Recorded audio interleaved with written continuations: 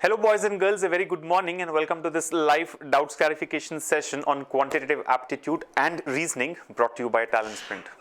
I hope all of you have kickstart your preparation for the upcoming exams. Two major exams are lined up.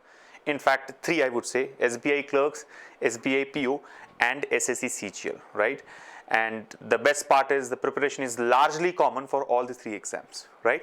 So I think you must have a proper study plan by now and start following it religiously so that you can make the most of this limited time that you have, right? And I'm sure given that you are preparing seriously ever since I'm pretty sure that you'll do well in the examination, right? Whether you will be able to clear the cutoff or not, I can't really say that, but I think the only objective that you must have is when you walk into the examination hall, you should be like fully confident that yes, I have done everything that I could do. Let me go and give my best. And that itself will change the way you perform and way you react and behave during the examination. All right. Anyway, so today's session is on doubts clarification. Like you all know, every Saturday we have a doubts clarification session. Today we are going to look at questions from quantitative aptitude and reasoning. For the benefit of those who have recently joined our program, let me mention that in these sessions we pick up questions from the discussion forums. Right? You must have seen that with every course that you have, there is a discussion forum. So if you have any questions or any doubt in any particular question, you can just go to the forum and post your question there. We will try and answer it in the forum itself. And if it is left unanswered, then we will take it up in such live sessions. So that's what we're going to do today. Choose unanswered questions from the forums and take it up here. Now, before I present the first question to you all, let me quickly remind you that tomorrow is the last date to apply for SBI PO exam, right? 13th May, unless the date has been extended, which is not the case in my view. So tomorrow, 13th May is the last date to apply for SBI Clerks exam, SBI PO examination. So please make sure that first of all, you should have already applied, right? I mean, it's really bad, I would say, if you haven't completed your application yet. But if you haven't done it, please make sure that you do it right away, right? Or at least right after this session is done. All right. So shall we get started? Pavani has a question here. All bigger notifications are placing April 1997 as age criteria. Very bad. I'm missing SBI PO just because of 1 month. That's sad, Pavani. But don't worry. You have other opportunities that will definitely come your way. Keep preparing, I think. See, eligibility criteria is one thing that we can't really help with, right? But yeah, keep preparing. I'm glad that many of you are in the chat already, right? Girish, Pushpanka, Rishi, Ajit, Rishi, Pushpankar, by the way, new names. I haven't seen you guys. So welcome to Talent Sprint. Looks like you've joined recently. Chinnu again. Then we have Sugeta, Abriti, Vidya, Sajid, Vivek, Rama, Krishna Sindhu, Shubham, Bhargav and many others there. Good to see you all so active in the chat here. Mohan and Jasmine and Jayaraj, Dhyanesh, Naveen. Good. So let's get started. I will present the first question to you all. Let me see what do we have in the lot today. Right, either from reasoning or aptitude. Let's take up the first question from reasoning. Let's start with some sort of arrangement, a floor-based puzzle. You know that SBI PO exams will have lots of questions on puzzles, circular arrangements, linear arrangements, floor-based puzzles, and things like that. SSC exams are not too much focused on puzzle. They get all independent 1-mark questions, right? More on coding and decoding and things like that. But then yeah, 2 SBI exams coming your way, SBI Clerks and SBI PO. So it's important that you get used to solving these kind of puzzles. So let me present the first question of the day to you all. This is a floor-based puzzle posted by Pavani. Right, here we've got 9 persons, A to I, who stay in a building on 9 different floors, of course, and who have been born in 9 different months: April, May, October, March, August, Jan, September, June and July. Yeah. So I think you have to arrange 9 people on 9 different floors and find out who was born in which month, right? Now it's not just persons and floors and months, but then there is another level of complexity here, which is not all the months are same, right? I mean, it's not that it's not like 9 colors, right? Every color is like, okay, one color, different, all colors are different, but then there's nothing no categorization within colors here, but within month there is a categorization. What? There are months which have got 30 days, then there are months which have got 31 days, right? So that will make it a little more complex. So I'll present this question to you all and then try it myself before we take up the next one. So here's the first question on your screens, posted by Pavani.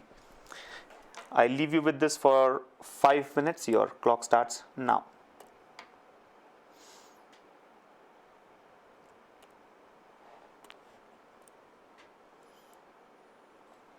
As you can see, 9 people, A, B, C, D, E, F, G, H and I stay in a building, but not necessarily in the same order.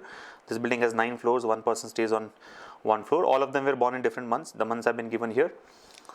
And yeah, the ground floor is number 1, the floor above is number 2 and so on, the topmost floor being number 9. And here are the clues. H was born in March and stayed on an even number floor and so on. So 5 minutes is what you have. Your clock has started ticking now. Let's see how many of you get it right.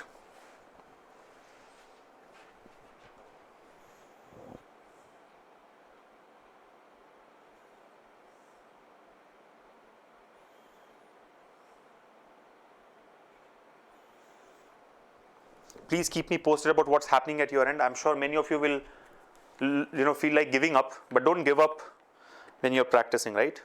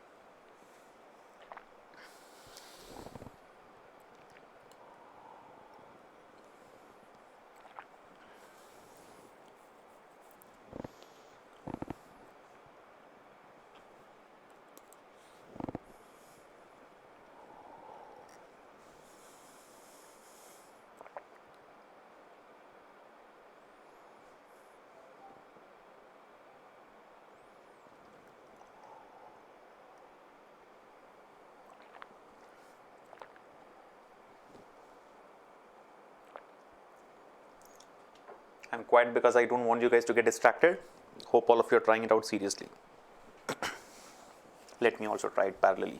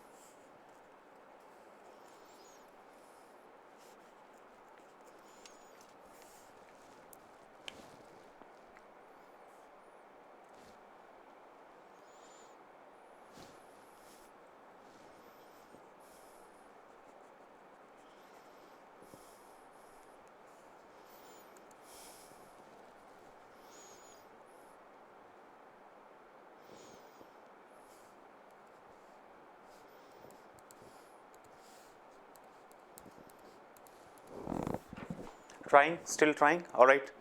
So I think nobody has got it so far. Pavani is also trying it again. Pavani is the one who had posted this. So I like that spirit, Pavani. I'm sure you guys are getting close to it. So let me just wait till I get one response that you have got it. We'll all try together, but let's ensure that you get the answer yourself. That's the real objective.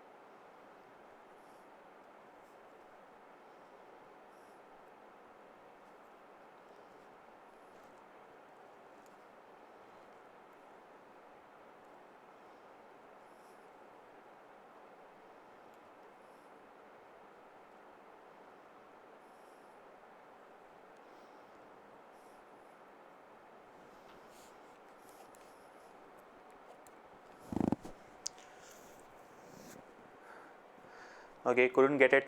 No one has got it so far. But I like that all of you are trying it. Let's maybe wait for just a minute or so.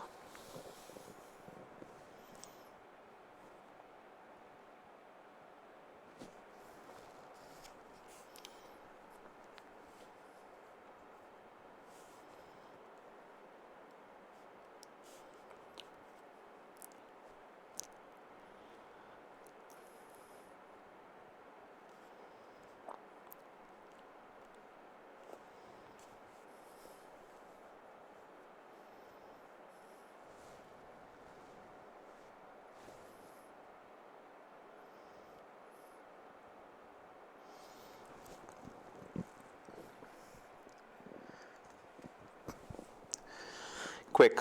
So very clearly, you should not be trying out such questions in the exam, right? You know why. You don't have this luxury in your examination.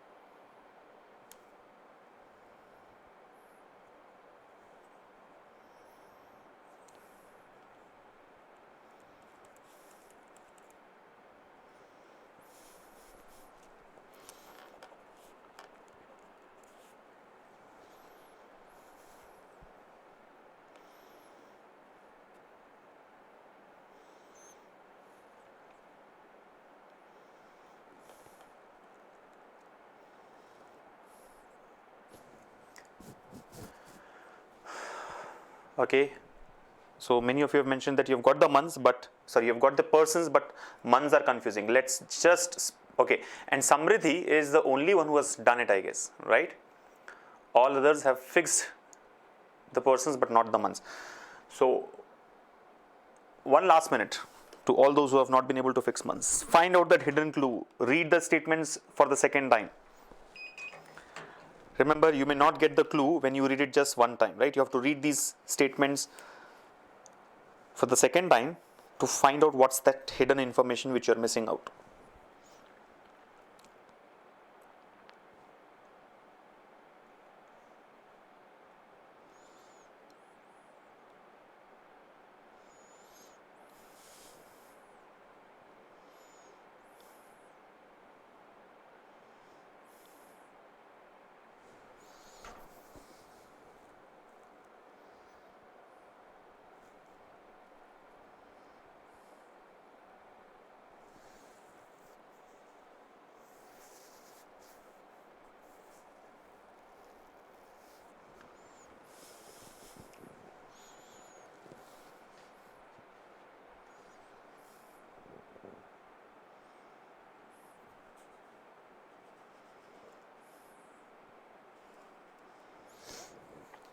All right, I think let's try it out.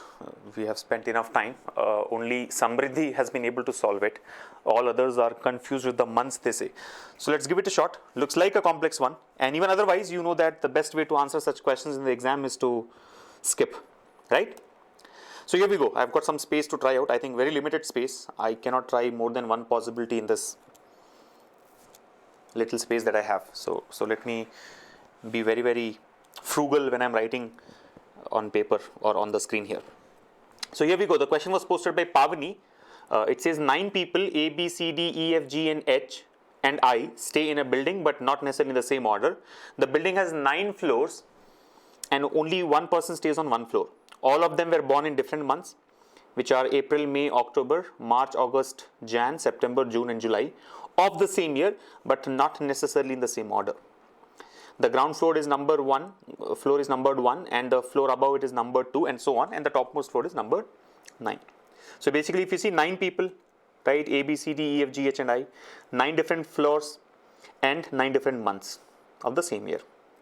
Okay, so we have to find out who stays on which floor and in which month was the person born.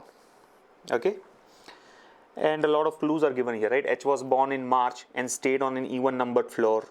A stays on an even numbered floor below the floor on which H stays, and so on. Yeah.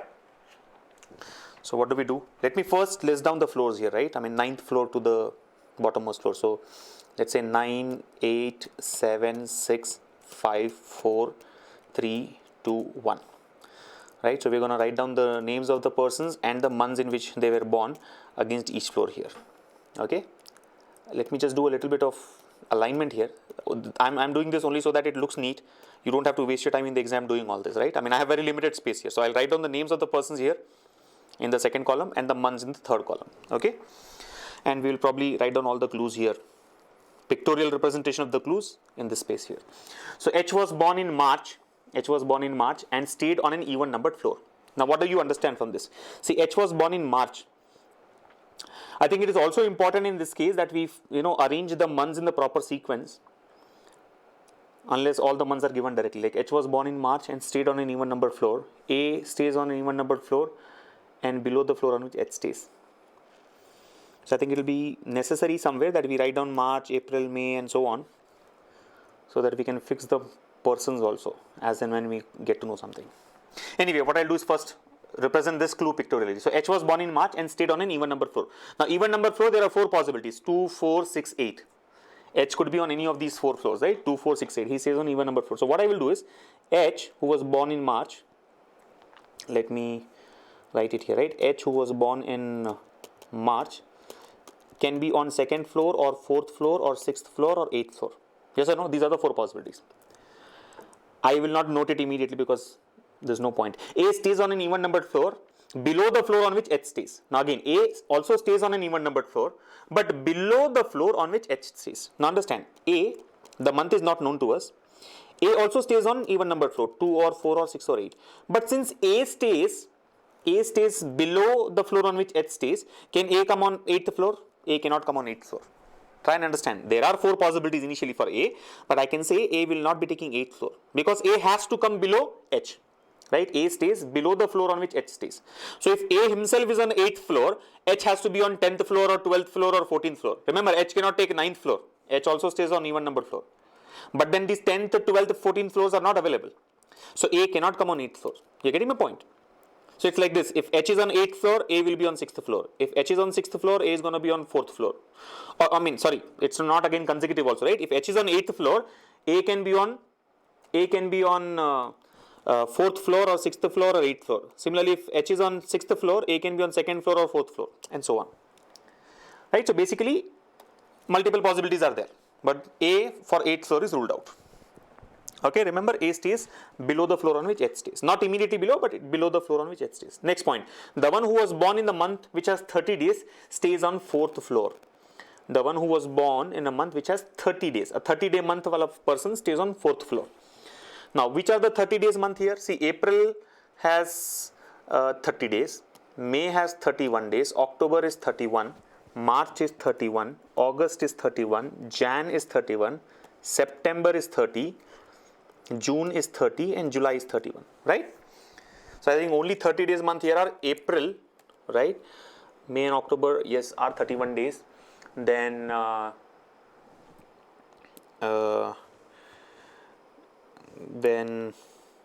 March is 31, August is 31, Jan is 31, right?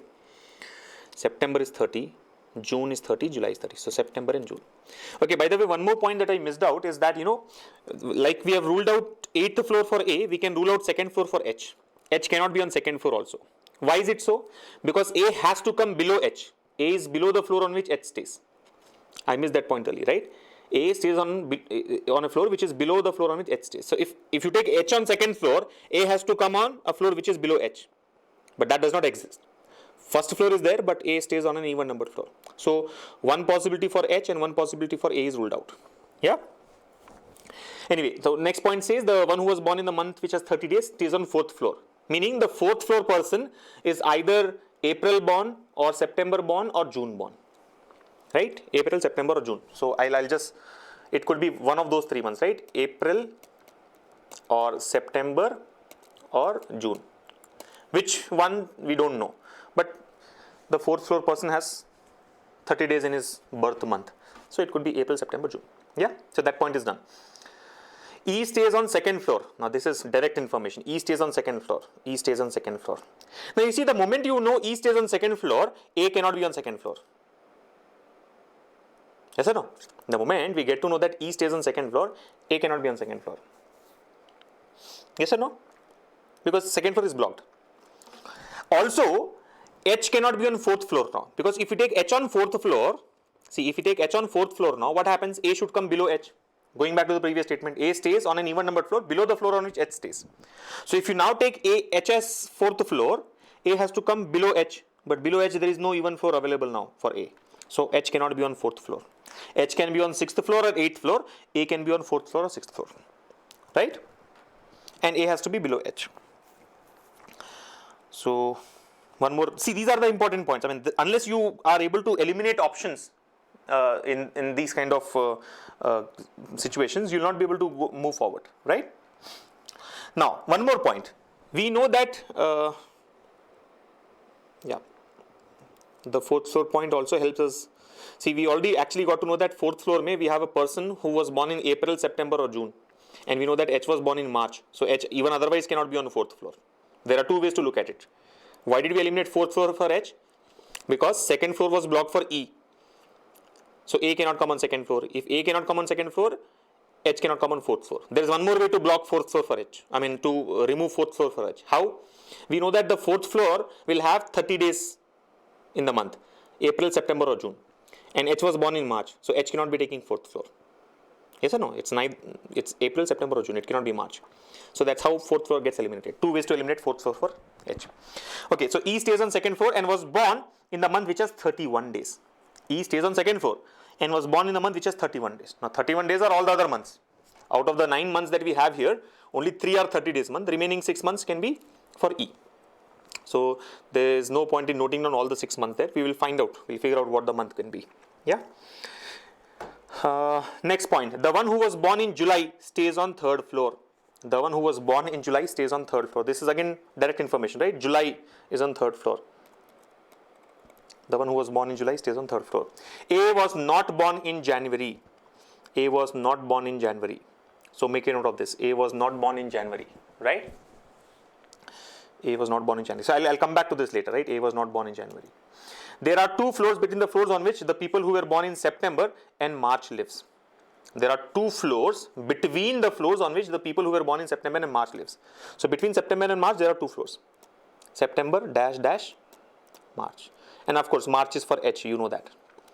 Remember, this could be swapped also. It can be September dash dash March or March dash dash September. We do not know whether September is above March or March is above September in terms of this vertical arrangement, right? All we know is there will be 2 floors between September and March, right? C was born in the month of 31 days. C was born in the month of 31 days. C was born in the month of 31 days. C was born in the month of 31 days. Again, 31 days month, there are multiple cases there. So we will just leave it for now, right? I mean, we'll come back to this clue later. There are 3 floors between the floors on which C and G stay. There are 3 floors between C and G. C and G. So again, C dash dash dash G. 3 floors between C and G. These 2 can be swapped. It can be C below G with 3 floors between them, or G below C with 3 floors between them. That we do not know. So always, indicate that, okay, swapping is possible. D stays on a floor immediately above ice floor. D stays on a floor immediately above ice floor. Which means what? D and I are together and D is above I. So D and I will come together like this. D stays on a floor immediately above ice floor. Yeah. There is 1 floor. This is a new statement, right? There is 1 floor between the floors on which F and G stay. There is 1 floor between the floors on which F and G stays. So between F and G, there is 1 floor. So again, it's like F dash G. F dash G. Again, these 2 can be swapped. There's 1 floor between them, but what is the exact order, we do not know. There's 1 floor between the floors on which F and G stays. F was not born in July. We'll come back to this later. F was not born in July. So F cannot come on 3rd floor basically. See, 3rd floor is for July, right? We have already figured out. So F cannot come on 3rd floor. Indirectly, that's what we know. F was not born in July, and July is for 3rd floor. How do we know July is for 3rd floor? Somewhere it was given. The one who was born in July stays on 3rd floor. Yeah. Now next point. The one who was born in the month of 30 days stays on the topmost floor. Understand? The one who was born in the month of 30 days. The month of 30 days, there are only 3 choices. April, September or June. Stays on the topmost floor. Stays on the topmost floor. So topmost floor is 9th floor. It should be a 30-day month, which means it can be April or September or June. Right? April, September or June. 30 days. The one who was born in 30 days stays on the topmost floor. April, September or June. April, September or June. F does not stay on the ground floor. F does not stay on the ground floor. So F does not come on 1st floor as well. Yeah. The one who stays on the 4th floor was born after C, and the one who stays on the topmost floor was born before C. So I was actually, that's the reason I wanted to arrange the months also, because I knew somewhere this kind of statement will come. The one who stays on the 4th floor was born after C, and the one who stays on topmost floor was born before C.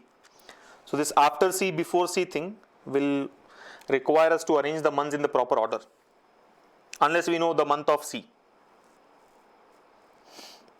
The one who's on 4th floor was born after C.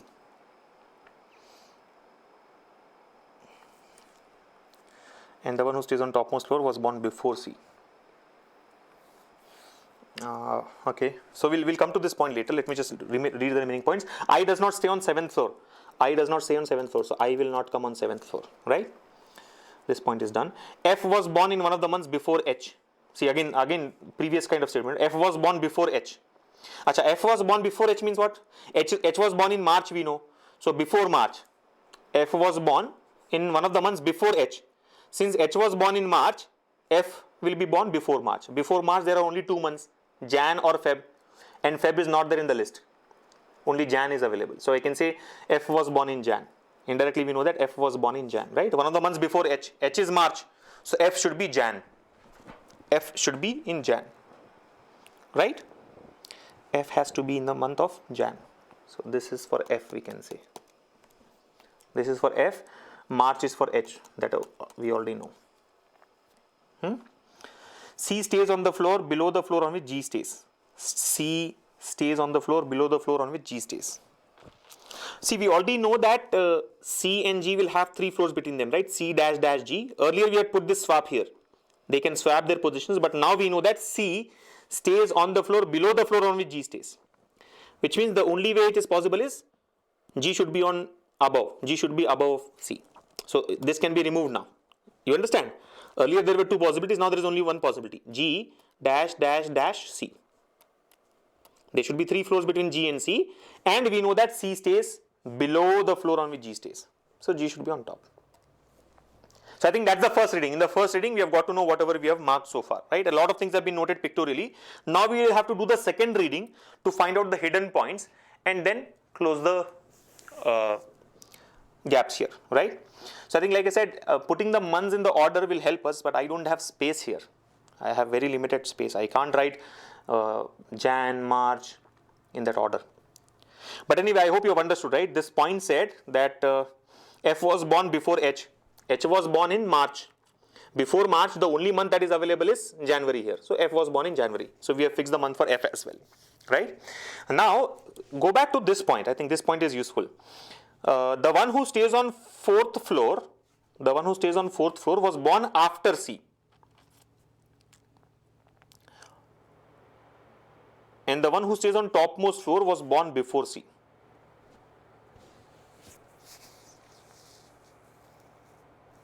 In which month was C born is the question, because that will clear a lot of things. Let me write down the months here. Let me just see. So Jan, March, then what's the next month? Jan, March, May, June, July, August, September, 1, 2, 3, 4, 5, 6, 7, October. Something is missing. 9 months have to be there, right? Which month did I miss? April. I missed April. Let me rewrite this. Sorry. I'm sorry, because of lack of space, this I'm unable to write properly here, but the idea is this. Jan, March, April, May, June, July, August, September, October. These are the months. 1, 2, 3, 4, 5, 6, 7, 8, 9. 9 months, right? Now I'll fix those things which you have noted. We know that F was born in Jan. So Jan is for F. H was born in March. H was born in March, right? So now it becomes easy, you see. I mean, if you read the statement, F was born before H. Before H, there is only 1 month, Jan. So F was fixed there. Now read this point. This point is important. The one who stays on 4th floor, we do not know, was born after C, and the one who stays on topmost floor was born before C.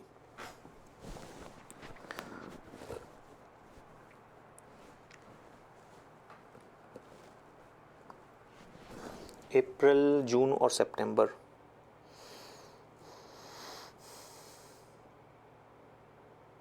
Okay. Does it give us anything?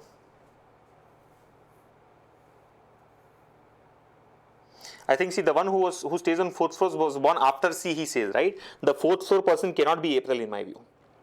Or it definitely cannot be April. Because if you say the 4th floor person is April, I mean, he was born in April, what happens? He should be born after C.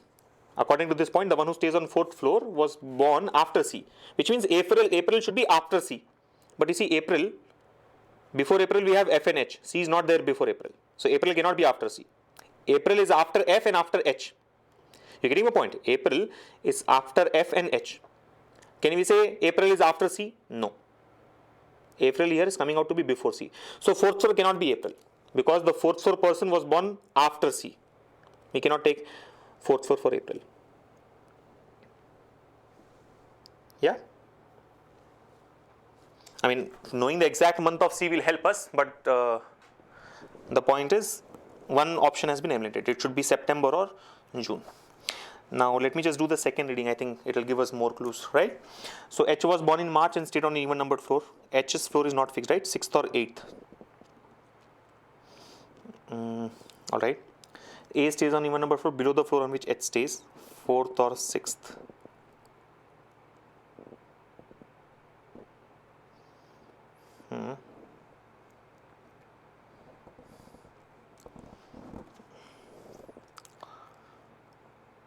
Acha, the one who was born in the month which has 30 days stays on 4th floor. This we have noted, September or June. E stays on 2nd floor and was born in a month which has 31 days. The one who was born in July stays on 3rd floor. This has been noted. A was not born in January, which we already know. A was not born in January. There are two floors between the floors on which the people who were born in September and March lives. All right.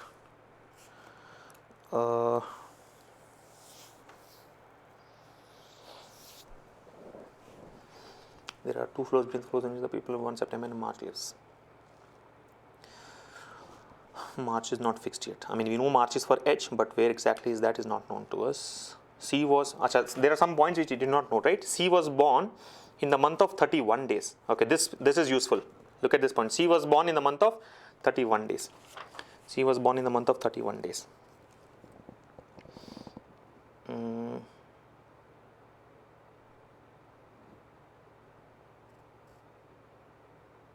I think C was born in the month of May. I can say that C was born in the month of May now. I'll tell you how. Read this point again. The one who stays on 4th floor was born after C. And the one who stays on topmost floor was born before C. Okay, still there is a ambiguity. Hold. 4th floor wala person was born after C. So June or September. June or September. So after C meaning if it is June, if the 4th floor person is June, then C was in May. But if the 4th floor person is September, then C could be May or July or August. There are 3 floors between the floors on which C and G stays. Okay. D stays on a floor immediately above I's floor. There is one floor between F and G. F was not born in July.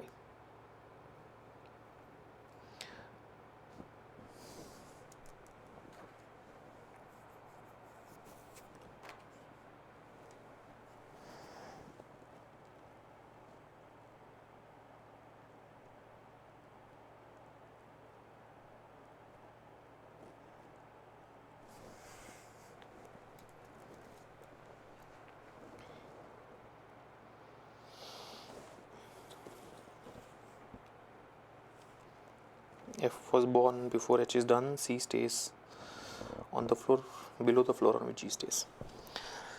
So what is that one point that we have to look at? The one who was born in the month of 30 days stays on the topmost floor. And that topmost floor person was born before C.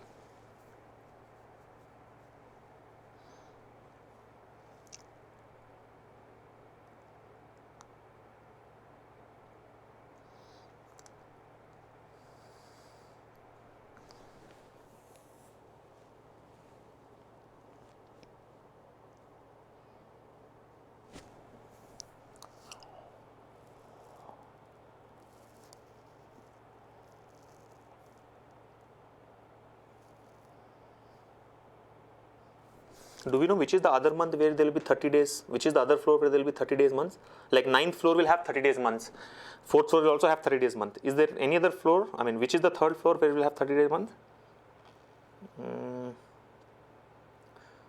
The one who was born in the month of 30 days stays on the topmost floor.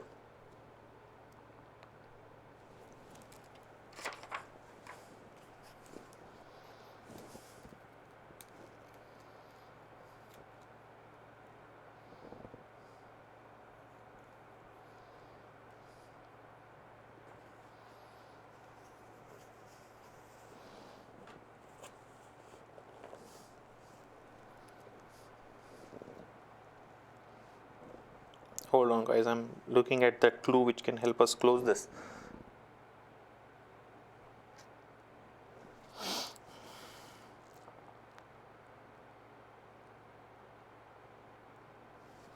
Let me try this clue, no? G triple dash C, right? G triple dash C, where will it come? G triple dash C. G dash dash dash C is possible.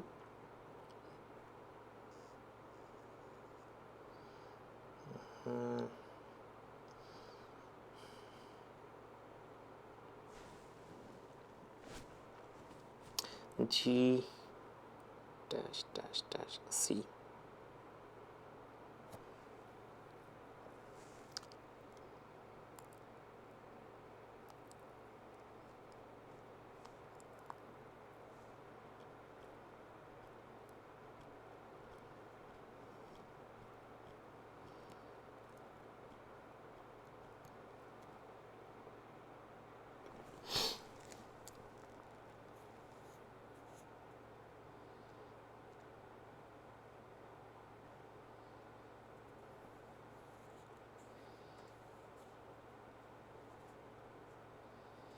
So, okay, I have one more clue here. September and March, right? March is for H. This we already know.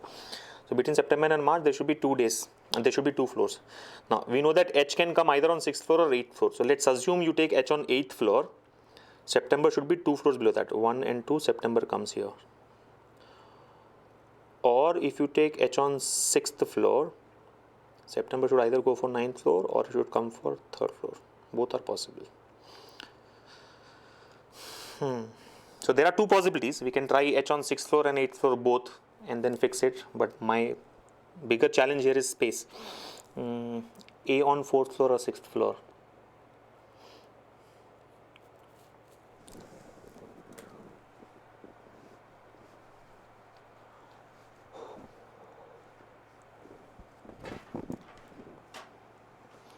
Just a second. There are 2 floors on which the people who were born in September and March lives.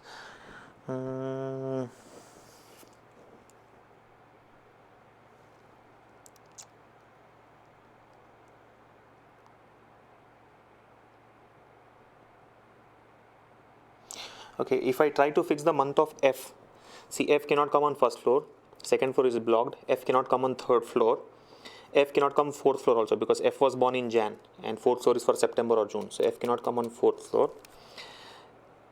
F can come on 5th floor, 6th floor. F cannot come on 9th floor. So 5th, 6th, 7th or 8th. These are the 4 possibilities for F. Anything else that is related to F? F dash G. If I take F on 5th floor, G should come on 3rd floor or 7th floor.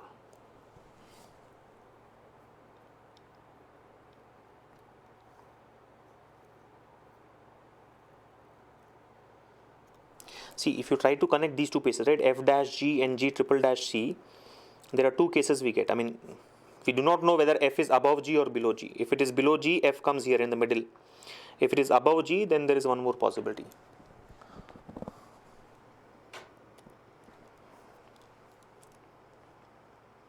For a moment, let's assume F is above G. See what happens. If F is above G, F cannot be on 9th floor.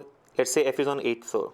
So F dash G, right? F is above G means what? There should be 1 floor between F and G. So F dash G here, then dash dash dash C, not possible, which means F cannot come on 8th floor. If F is taken on 7th floor, then what happens? F dash G and then dash dash dash C, which is possible. Or if F is taken 6th floor, F dash G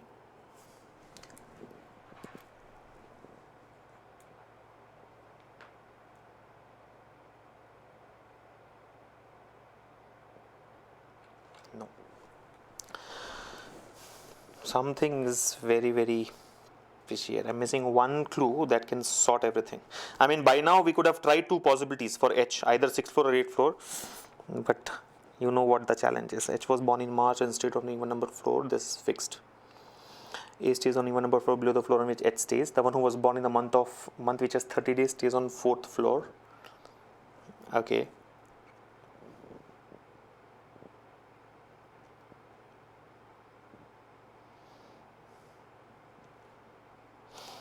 So April, September or June. E stays on 2nd floor and was born in the month which has 31 days. The one who was born in July stays on third floor. A was not born in Jan. A was not born in Jan. There are 2 floors between the floors on which the people who were born in September and March live.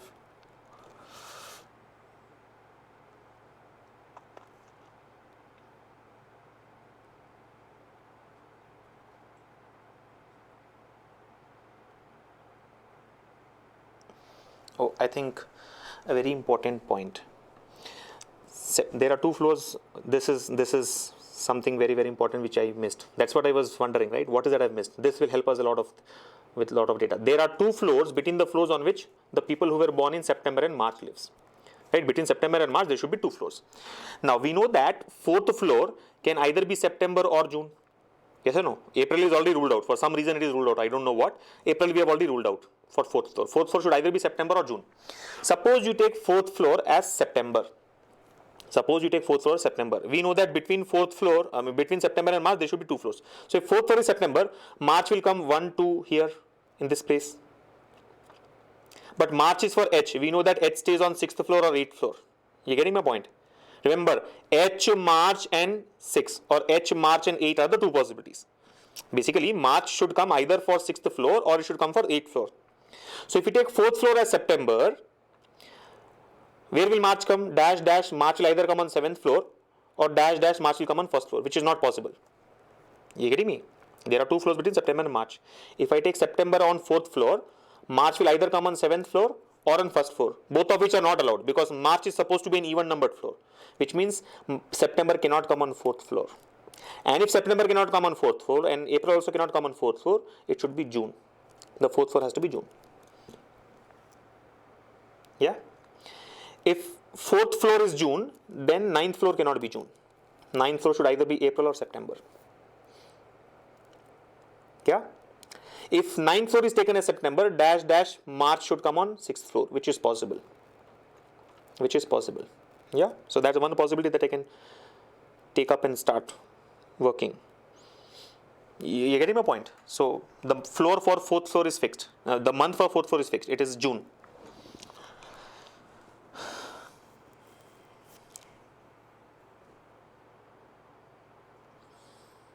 If I take March on 6th floor, September should come dash dash September here, not possible. Yeah. Again, understand March cannot come on 6th floor. March cannot come on 6th floor. Why? If you take March on 6th floor here, we know that between March and September there should be 2 days. So if March is on 6th floor, it is possible. Dash dash September can come here.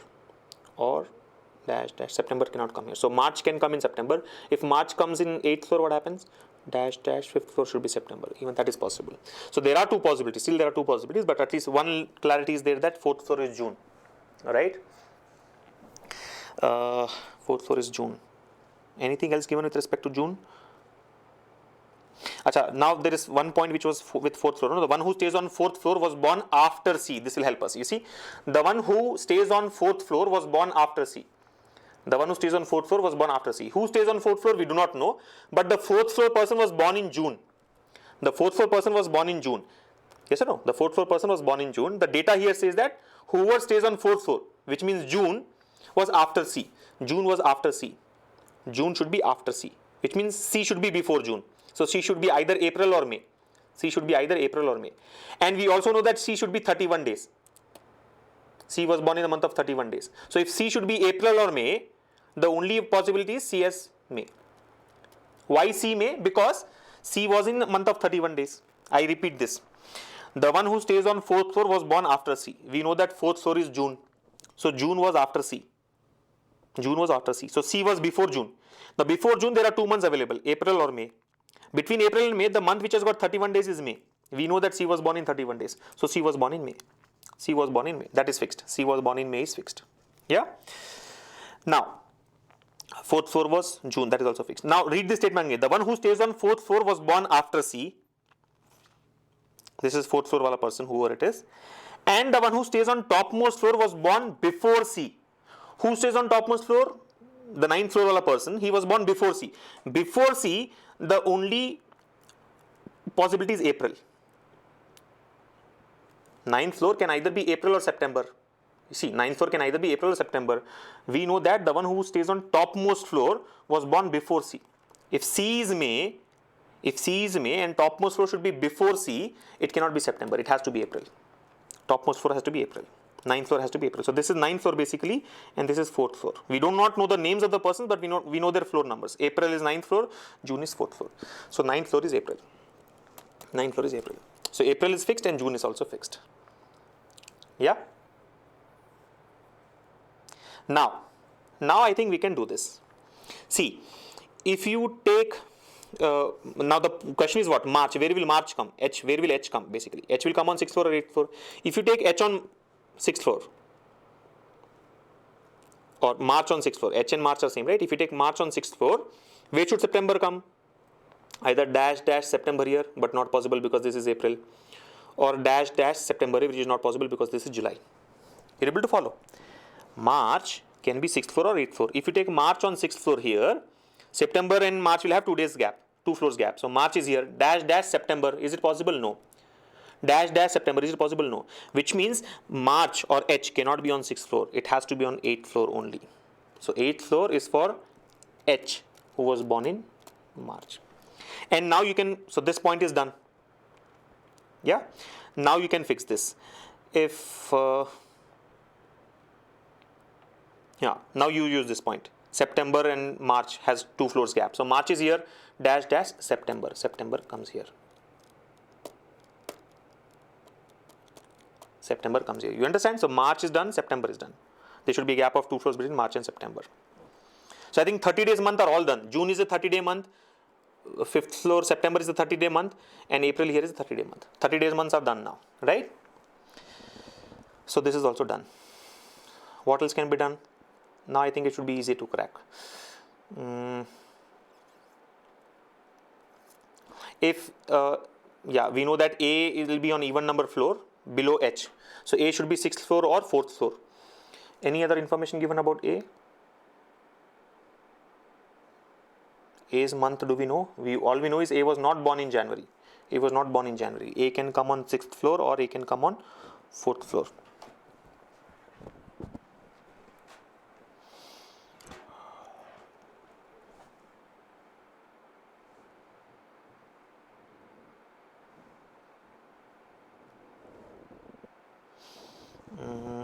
F dash G is not done. Now try this G triple dash C. Maybe this will help. G triple dash C. We know that C was born in May. C was born in May. Alright. So if you take G here, dash dash dash C. This is September. So not possible. G cannot come on 9th floor. If you take G here, dash dash dash C. Not possible because this is July. You remember? C is May. We know that C was born in May. Where is this? C was born in May. This part. I know that G is 3 floors above C. So try this. If G is here on the topmost floor, dash dash dash C. But C cannot be September. So G cannot come on 9th floor. H floor is already blocked for, 8th floor is already blocked for H. If you take G on 7th floor, G dash dash dash C. But C was not in July. C was in May, right? So G cannot come here. If you take G on 6th floor, G dash dash dash C, not possible. If you take G on 5th floor, G dash dash dash C. The only possibility is G is on 5th floor, dash dash dash, and then this is C. And C was born in May. Yes or no? I was trying to fix the position of G from top. 9th floor was not possible. 8th floor is already blocked by H. 7th floor was also not possible for G.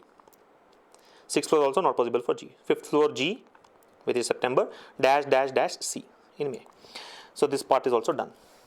Now we know that between F and G there is a gap of 1 floor, right? Try to fix this point. Between F and G there is a gap of 1 floor. So I'm using this point. Now G is here, either dash F or dash F. But F cannot come here. See, F cannot come on 3rd floor. So G dash F. F has to go on 7th floor. This part is also done. Now what else is left out? D and I. Look at this piece. We already made a pictorial representation. Right? D and I are consecutive floors. The only consecutive floors available now are 4th floor and 3rd floor, right? Otherwise there is a gap. So 4th floor and 3rd floor are blocked for D and I. This is also done. Yeah. Now only 6th floor and 9th floor are left out. And who are the persons left out? I think A is left out. A and B are left out. C, D, E, F, G, H, I is done. A and B are left out, right? So we will fix that. A was either on 6th floor or 4th floor. You see, A is either 4th floor or 6th floor. This 9th floor cannot be A because there should be 4th floor or 6th. So A has to come here. And it is also below H as discussed earlier. A has to come here. And then 9th floor has to be B. So with respect to persons, it is all done. A, B, C, D, E, F, G, H and I.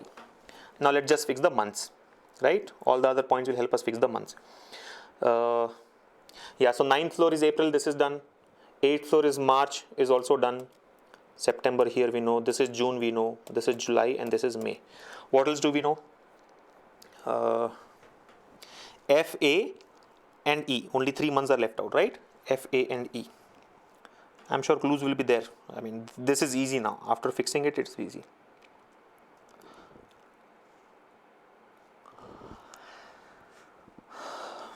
So, what are the months available? April is closed. May is closed. Yeah, May is closed. October is open. March is closed. March is closed for H. August is open. January is closed for... January is not closed. September is closed for G. June is closed for D. July is closed for I. So, only 3 months available are October, August and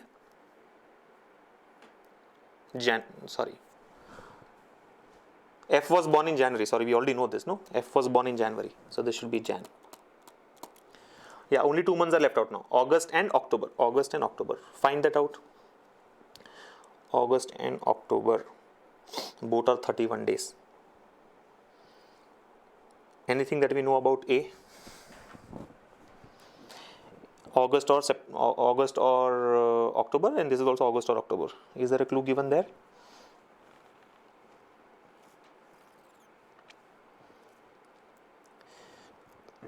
A was not born in January, fine. C was born in the month of 31 days.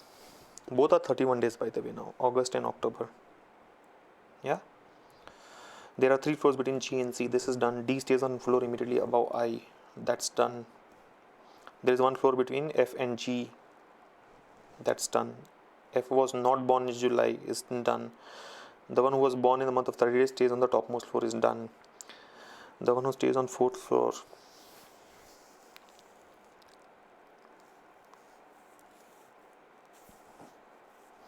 Yeah, I think that I am not sure if we can find out. This is August or October, and this also is October or August.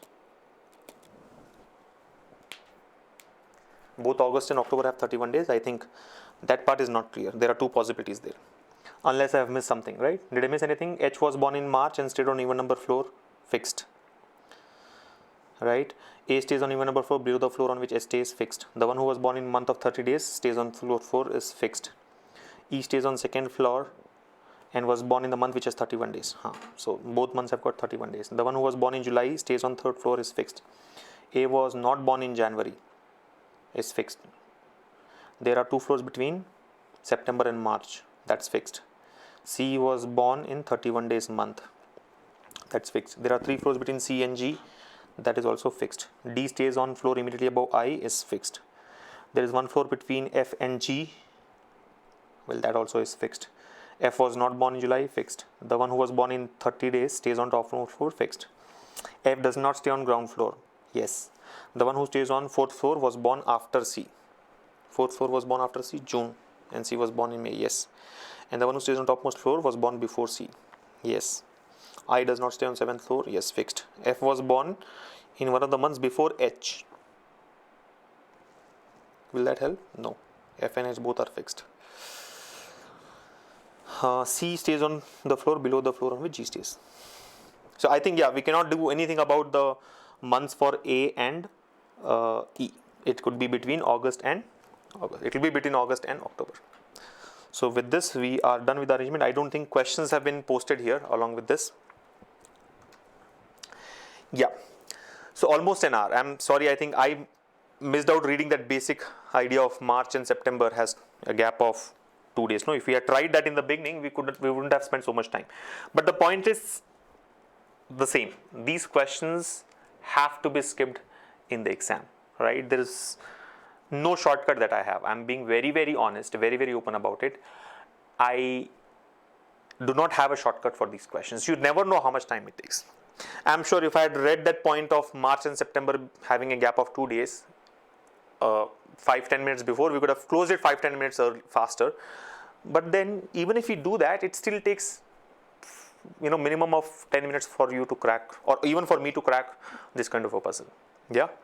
And there's no point in scoring 5 marks after spending 10 minutes. So the moral of the story is the best way to solve such questions is to skip and go to the next one.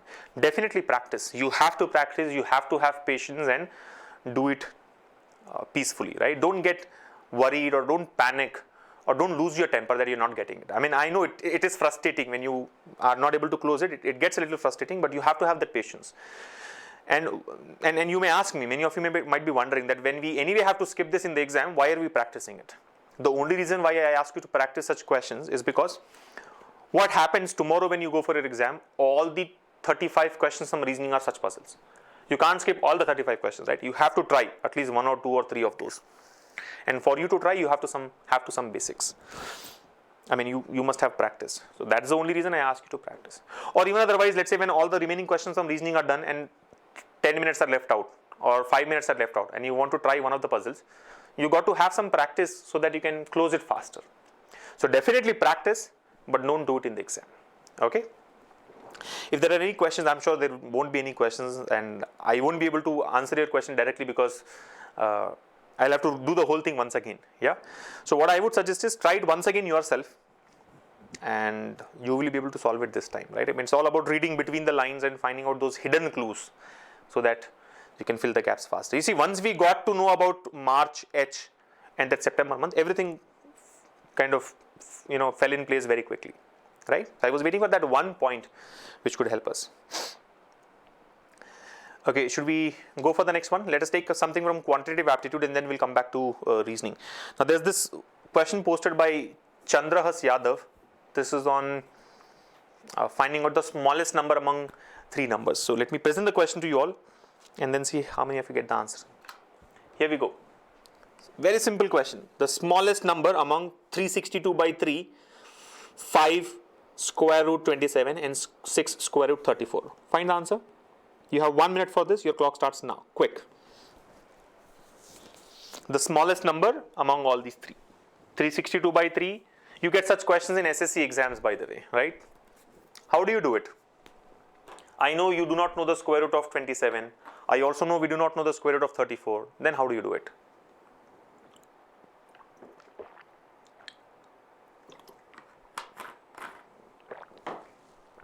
Simple. Take the squares of all the 3 numbers and arrange the squares in the ascending order. Whichever square is smallest, the square root of that will be smallest. What is so complex about it?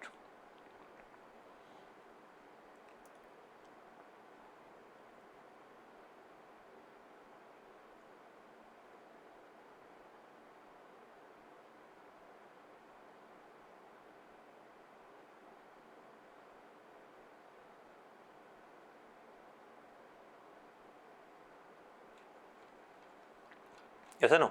I've already given you the clue. All you have to do is, I know it's difficult to find out the square root of 27 and 34, but square. Find out the squares of all the 3 numbers. Even if you do an approximate calculation, you will figure out, but still. Logically also, you can say 5 root 27 is smallest, but if you want to do a precise answer, then there's a way out. So let's take it up. Okay, so here's the question posted by Chandrahas Yadav. It says the smallest number among 362 by 3, 5 square root 27 and 6 square root 34. Now 362 by 3, 5 square root 27, 6 square root 34. 34, sorry, yeah. Understand, 362 by 3 is approximately 120 or 121. Right, approximately 121. 363 by 3 is 121. This is approximately 121. We have to find out the smallest number. We do not know the square root of 27, but it will be minimum 5 point something, right? Square root of 25 is 5. This will be 5 point something, right? 5 point something. Even if you take 5 into 5, 25. This will be greater than 25, slightly greater than 25, slightly more than 25. Look at this, 6 root 34. Now, if you observe, definitely root 34 is greater than root 27 and 6 is greater than 5. You understand? If you compare root 27 with root 34, this is smaller. If you compare 5 with 6 also, 5 is smaller than 6. So 6 is more than 5, root 34 is more than root 27. So obviously the product of 6 and 34 will be definitely more than the product of 5 and root 27. So this will be much more than 25. Like for example, if you take approximately 6, square root of 34, if you take it as approximately 6, because square root of 36 is 6. 6 into 6 is 36. 36 is much more than 25. So in these three numbers, what is the smallest number? It's clearly 5 by 5 root 27, no? This is the smallest one. Which is the largest one? No doubt 362 by 3 is the largest one. So why is it so complex? Even if you do a rough calculation, you would know that, you can estimate that 5 root 27 is going to be smallest. 5 root 27 is going to be smallest because this is approximately 5, this is approximately 6. 5 into 5, 25, 6 into 6, 36. And this is anyway 120. Suppose you say, no, I want a precise answer. I am not able to do it. Then what do? Square all the three numbers. 362 by 3 whole squared, 5 root 27 whole squared, and 6 root 34 whole squared. Whichever square is smallest, the square root of that will be smallest. As simple as that. Yes or no? So 34, I mean, square of root 34 is 34. 34 into 36. Understand? This will be 36 into 34. This will be 25 into 27 and this will be 121 square. So this is definitely the largest and clearly this is the smallest. Why? Both 25 and 27 are smaller than 36 and 34. So obviously their product will be smaller than this. Yes or no? And 25 into 25 is 25 square, which is, 25 into 27 how much by the way? It's 625 plus 50, 675 and this is 121 square. So clearly this will be smallest and this will be largest. Okay? I'm sure all of you got the same answer, 5 root 27. So that's how you do it. Yadav, Chandrahas Yadav. We can do an approximation. Correct. But if you find that the numbers are very close and you don't want to take that risk of doing an approximate calculation, then you square and find out.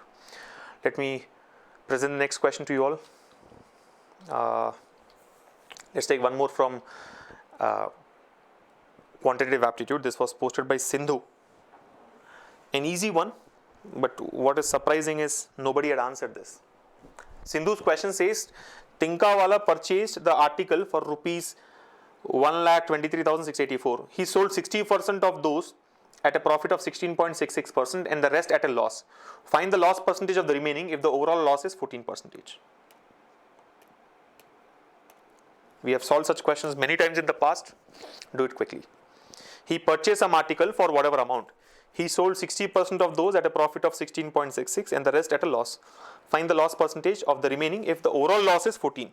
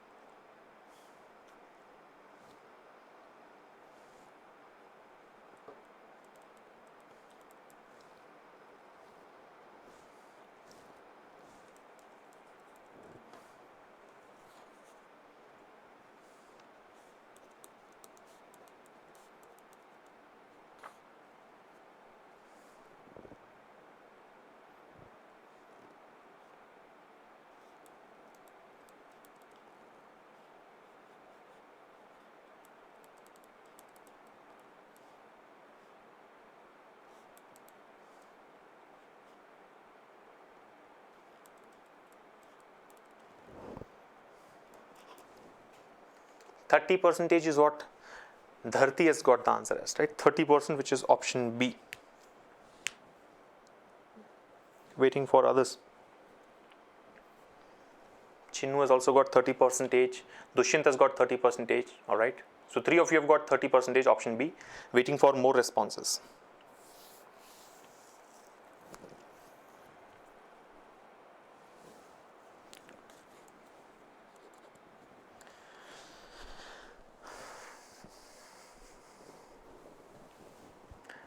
Joseph has got 10, Mohan has got 30. Sunit Mishra has also got 30. Radhe Sham has got 20.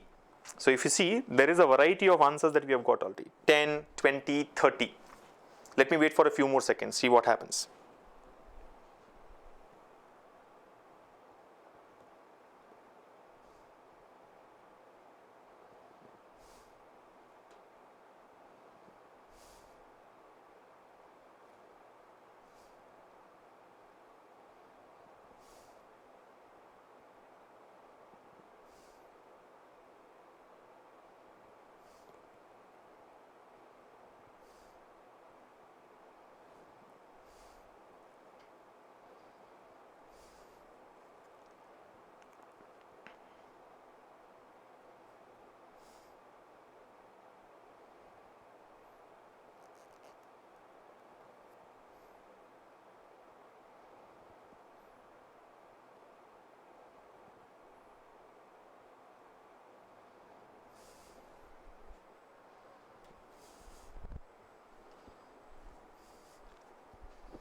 Got it?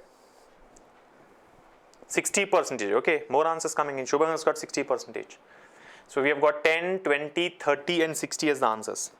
10 is not even there in the options, but somebody has got 10. Let's try it out.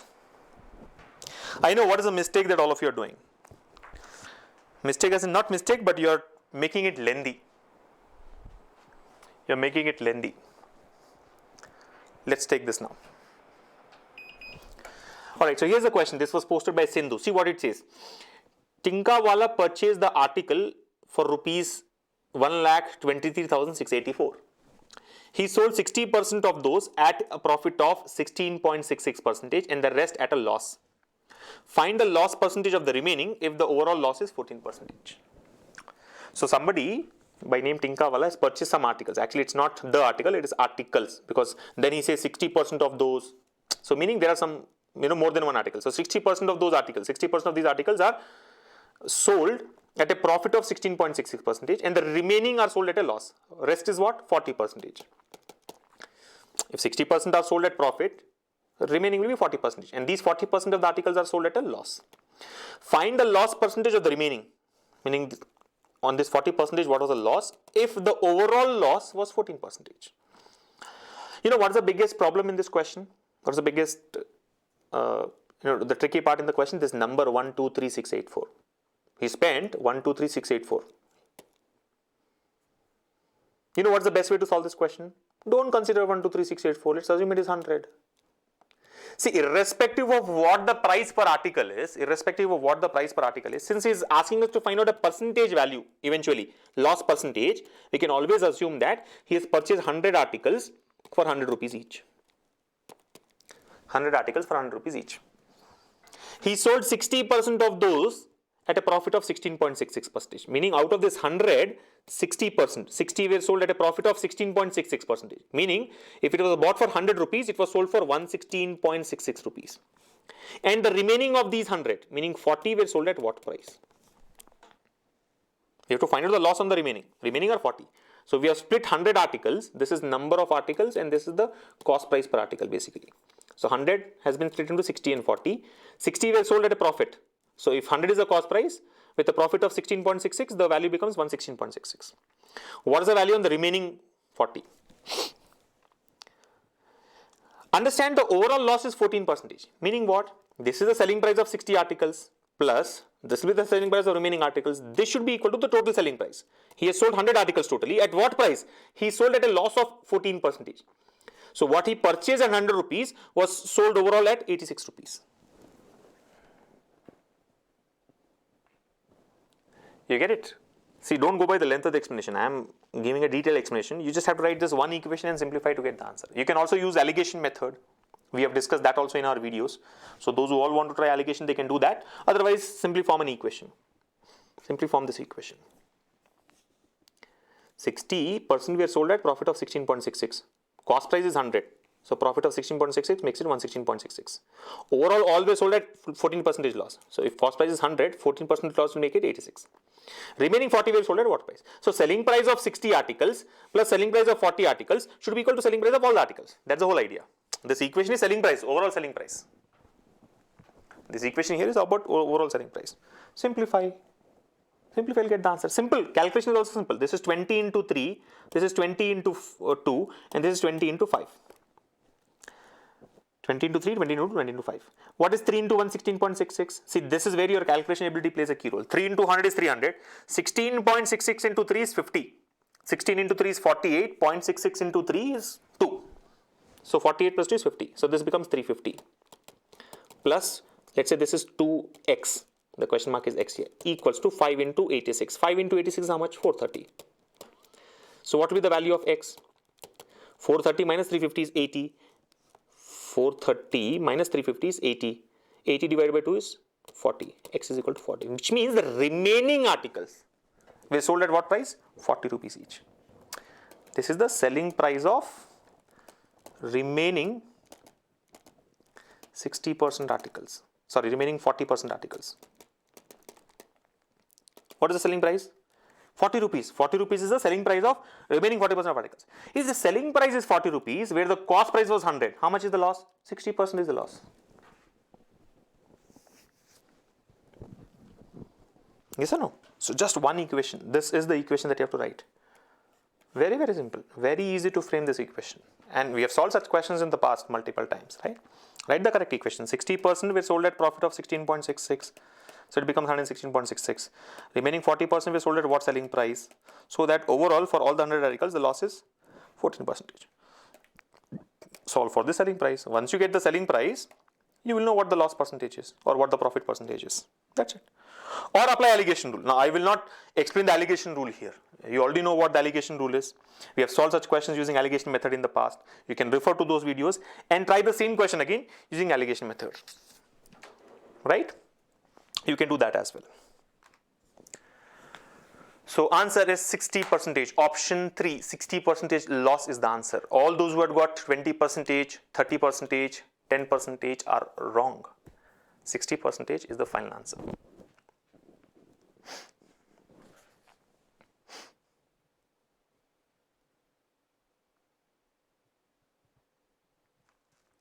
Selling price is coming out to be 40 rupees, which means 60% loss.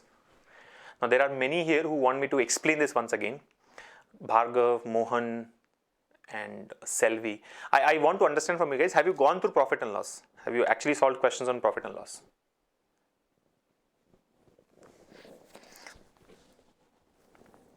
I'll just explain the context of this question. I am not going to explain this once again because I'm sure if you watch profit and loss thoroughly, then you will be able to answer this question easily.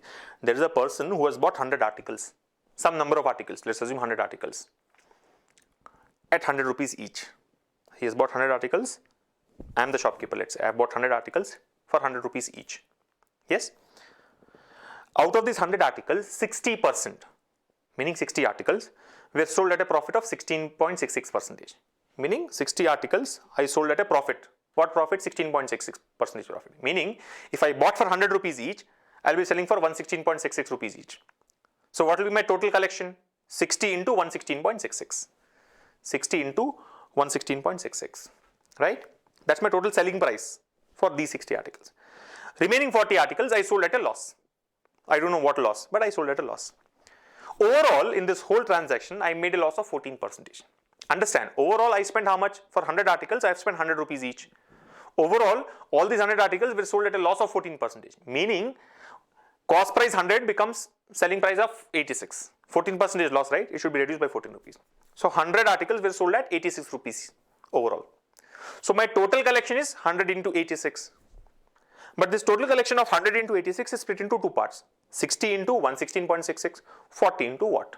Balance it out, get the value of, get the selling price of remaining 40 articles. Cost price is 100, selling price you know. Will you not be able to find out the profit or loss? That's the context. I can see Sugeta and Selvi have already mentioned that they did not go through the profit and loss video. So it will be a little difficult for you to follow, right? Watch those videos, get your basics right, and then it becomes a cakewalk. This is not a difficult question at all. It's a very simple one. All you have to do is write that one equation and find out the selling price, right? It could be profit or loss. Either ways, the method is very simple. Or if you want to do something fancy, apply allegation rule, allegation method, right? You know the profit percentage on one side, you know the loss percentage on the other side, or you have to find out, you know the overall loss percentage. Apply allocation rule, take the ratio of article sold here and article sold here. Balance it to get the required answer. Okay, don't get worried or panic if you have not followed. All likeliness, you have not watched the videos, the basic videos. Get those basics right and then it becomes easy.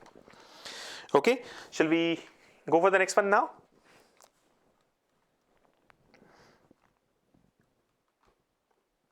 Chinu Varghese says, can you do the same problem using effective percentage formula? Try it out, I am not sure.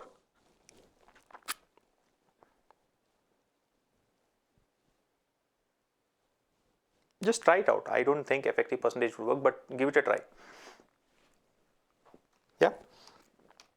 Chalo, let's take up the next one. There's one more question. This was posted by Sri. This is on time and work, but actually the question is on finding out, it's like a data sufficiency type of question. Okay. So I'll present the question to you all. It has got a question statement with 3 data statements, and you know what needs to be done, right? Find out which of these statements are required to get the answer. So let me just quickly present this to you. Here we go. The question is on your screens now. It says the amount of rupees 1500 is distributed among A, B and C who are wage earners. What amount does B get? A is twice more efficient than C. A and B works for 10 days, which is twice the number of days C works. If C can do a work in 2 days, then B can do it in 3 days. So basically you have to find out which of these statements are required to find out the answer to the given question, or which of these statements are not required to find out the answer to this question. Either ways, you know what needs to be done, right? Check the sufficiency of the data, and depending on what is asked in the question, required or not required, you can find out those statements.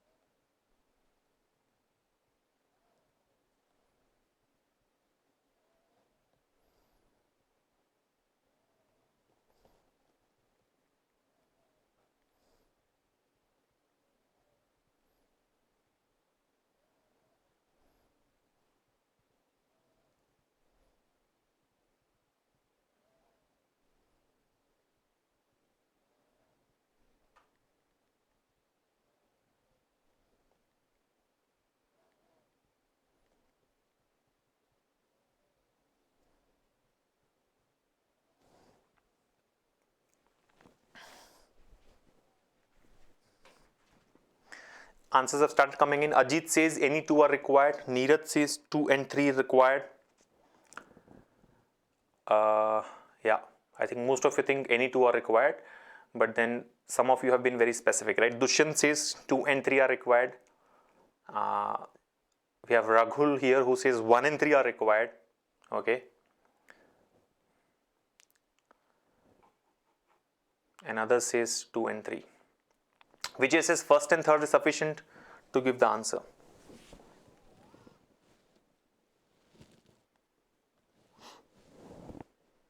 Let me wait for more responses. Interesting one. So one thing is very clear from all your responses. All of you think that 2 statements will give us the answer. Now which 2? There is a difference in opinion here. Some of you think it's first and third, some think it's second and third, some feel it's first and second, and others feel like all any 2 can be used.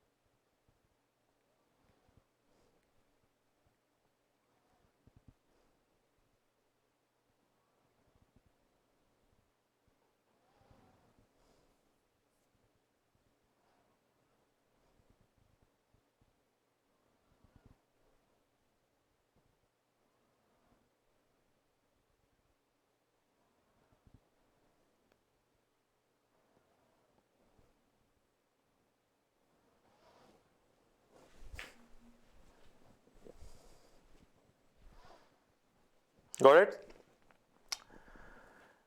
Girish Ahuja says either 1, 3 or 2, 3. Okay, I think time is up. Now I want to understand how did you guys work around? Like what made you feel that any 2 will give you the answer, or 1 and 3 will give you the answer, or 2 and 3 will give you the answer? There is an amount of 1500 which has to be distributed between 3 persons, A, B and C. What amount does B get? So basically they are wage earners. Depending on the work that they have done, it will be distributed. Just because 3 persons are working, it will not be distributed equally, right? 500, 500, 500. That's not the case. Depends on who has done how much work.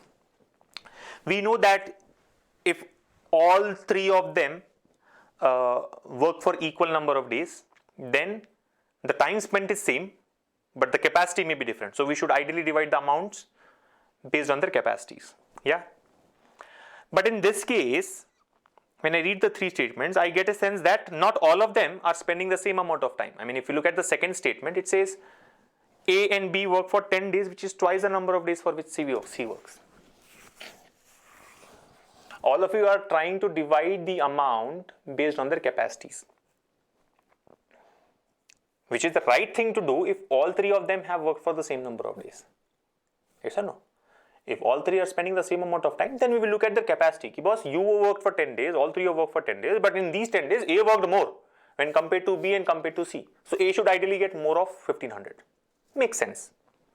But when they work for different number of days and with different capacities, it all depends on who has done how much of the work. If my work was 1 unit, out of this 1 unit, A has done what fraction, B has done what fraction, C has done what fraction. Depending on that, we'll divide. So for me to be able to answer this question, I should know the amount of work done by each one of them. And the amount of work done is nothing but the capacity into number of days which a person works. I should know the capacity of the person, and I should know the number of days for which each person has worked. So my requirement here is I should know number of days for which each person works and the capacity of each of the persons. If I look at statement 1, it says A is twice more efficient than C. So I get a relationship between A and C in terms of their capacities. If I look at statement number 3, it says if C can do in 2 days, then B can do in 3 days. So that's like again capacity relationship between B and C. So first statement gives me capacity relationship between A and C. Third statement gives me capacity relationship between C and B. By combining these two, I'll get the capacity relationship of all 3. A versus B versus C. Because I have comparison of A and C, I have comparison of B and C. I can combine these two to get the comparison of A, B, C in terms of their capacity. So I know the capacity of each of these, or at least the ratio of the capacities of each of these using statements 1 and 3. But will that give me the answer? No. Why is it a no?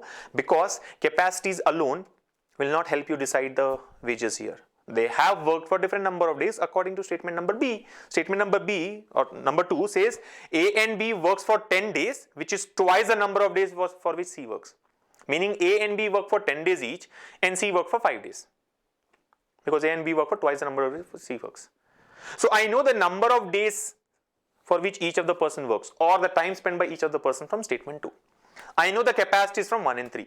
Now for me to divide the wages among 3 persons, I should know the data given in, I should have the data given in statement 1 and 3. I should also have the data given in statement 2. So in my view, all the 3 statements are required. So if the question says which of these statements are required, answer will be 1, 2 and 3 are required. If the question says which of the statements are not required, answer will be none of these are not required. It's like I cannot answer the question without using all the 3 statements. So all the 3 are required. There is nothing which is redundant here, right? The other type of question in data sufficiency is what is redundant? What can be done away with? Can I do away with any of the statements? No. I should know all the 3 statements. I should know the data in all the 3 statements. So answer to this question should be all the 3 statements 1, 2 and 3 are required to get the answer. None of this can be discarded. None of this can be thrown away. So final answer to this question should be all the 3 are required.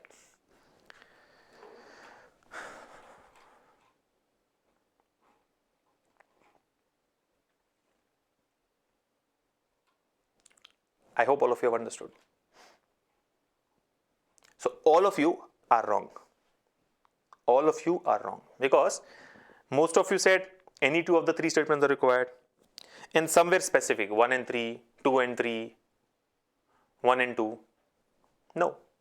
All the 3 statements are required to get the answer. And if you look at it, did we put pen on paper to get the answer? No. Data sufficiency is all about that. Don't solve and waste your time. Don't solve the question and waste your time. If anyone here is actually trying to find out how much will B get out of 1500, 625 rupees, you will not get a pat on the back. Stupidity. Why do you want to solve the exact question? I mean, and get the exact answer? Yeah? No. I know that. I need the data in all the 3. So whatever be the number, it doesn't matter. So the answer to this question should be all the 3 statements are required.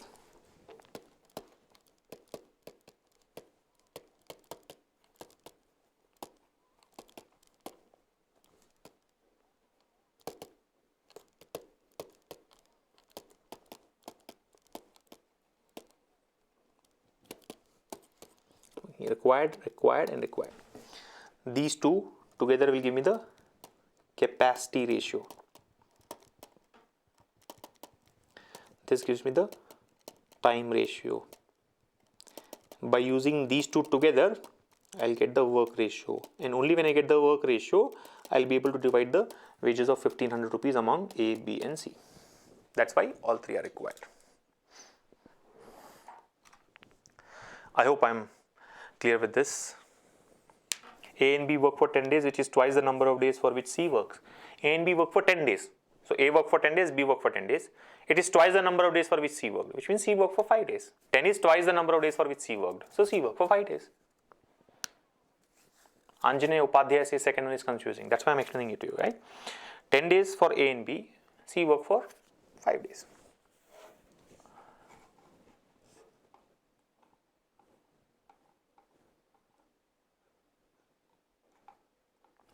Clear? Any questions here? Vijay says we can easily find out the efficiency of each person by using 1 and 3rd statement. Yes, Vijay, we can find out the efficiency of each person, but efficiency alone will not help you get the answer. For you to be able to answer this question, along with efficiency, time spent is also required. We will worry about efficiency only when all 3 of them are working for same number of days. Yeah? Should we take up the next one? Let's take up the next question. This is from Allegations and Mixtures, right? Posted by your friend Rajendra Sharma. 2 vessels A and B contains mixtures of milk and water. The ratio of milk and water in these 2 vessels is 5:2 and 8:5 respectively. They are put in a new jar to form a new mixture. Find the ratio of milk is to water in the new mixture. A regular question type from Allegations and Mixtures. Let's see how many of you are able to crack this. You've got 1 minute. Your clock starts now.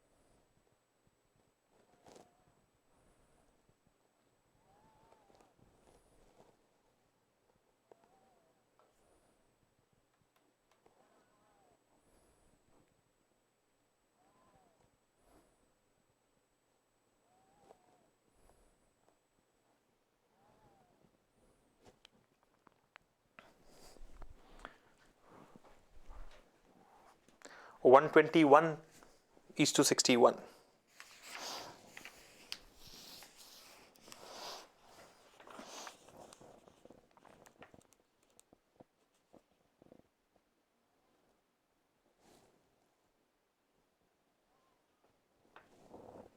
Do you all get the answer? I think all of you have got 121 is to 61. Yeah?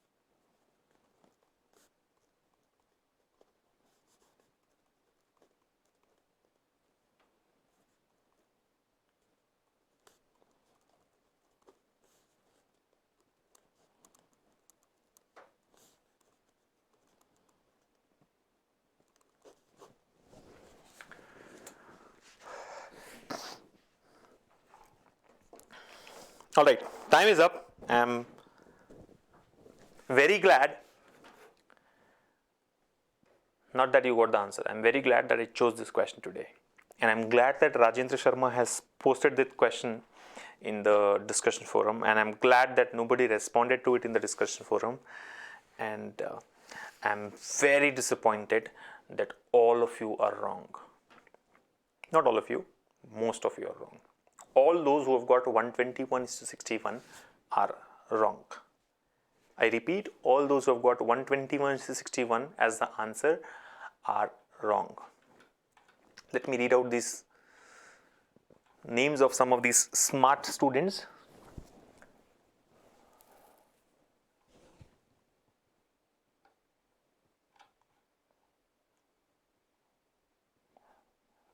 Ashok, Divya, Mamta, Ajit, Suneet, Joseph, Shubham, Vijay, yeah, Vignesh, Mohan, Ganesh.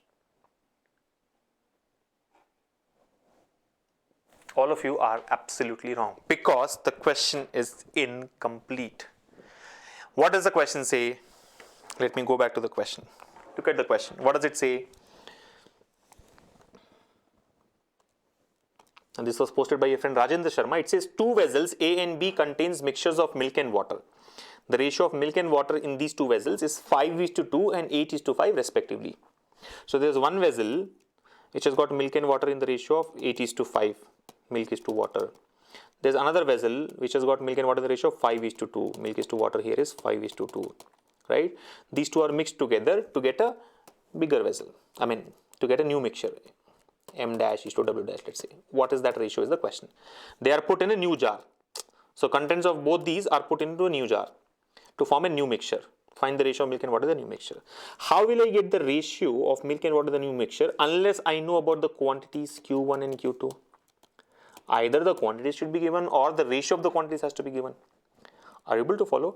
Most of you have actually tried to add the ratios. I mean, if the ratio of milk to water is 8:5, here I can say the fraction of milk is 8 out of 13. Here the fraction of milk is 5 out of 7. And then maybe you have applied allocation rule, assuming that both the vessels are of equal quantity. When you simplify this, you will get 121:61 as the answer. Final answer as 121:61. When you assume that both the vessels are of equal capacity. Remember, only when you assume, you will get the answer as 120:61. But where is it given in the question? Has it been given anywhere in the question that the two vessels A and B are of equal capacity? Only when it says two vessels are of equal capacity or both of the quantities are equal, or if the ratio of the quantities are given, then only you can find out the final answer. Now, how to get 121:61, I'm not going to explain because there are videos on alligations and mixtures. You can watch those videos to find out how to get the new ratio when the two individual ratios are given to us. But my question is, in this particular case, you cannot do that because we have not been given any data about the ratio of the quantities. Q1 is to Q2 is not given. Either he should say both of them are equal, 1:1, or he should give the original ratio for us to be able to solve the question. So anybody who has got 121:61 as the answer to this question is wrong. The answer is cannot be determined. Incomplete question, or answer cannot be determined because the ratio of quantities has not been specified. Yeah. So back-to-back surprises, huh? In the previous one, data sufficiency wala question, everybody said, yeah, any two are required. 1 and 3 are required. 2 and 3 are required. 1 and 2 are required. No, read it carefully. Number of days were different there. Read it carefully here. The capacity ratio is not given. How do you answer it?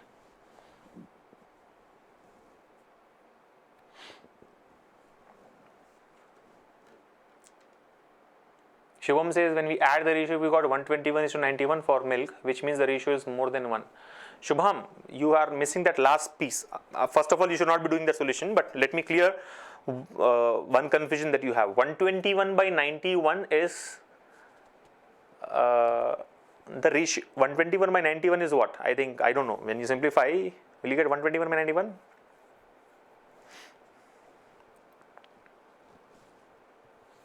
You not get 121 by 91. How will you get 121 by 91? You should get a ratio which is less than 1 actually. So maybe Shubham, your calculation is incorrect. Just check your calculation once.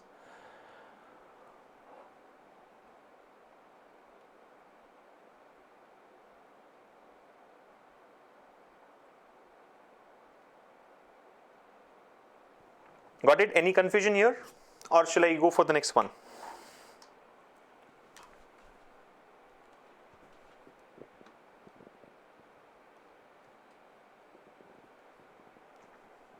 Clear?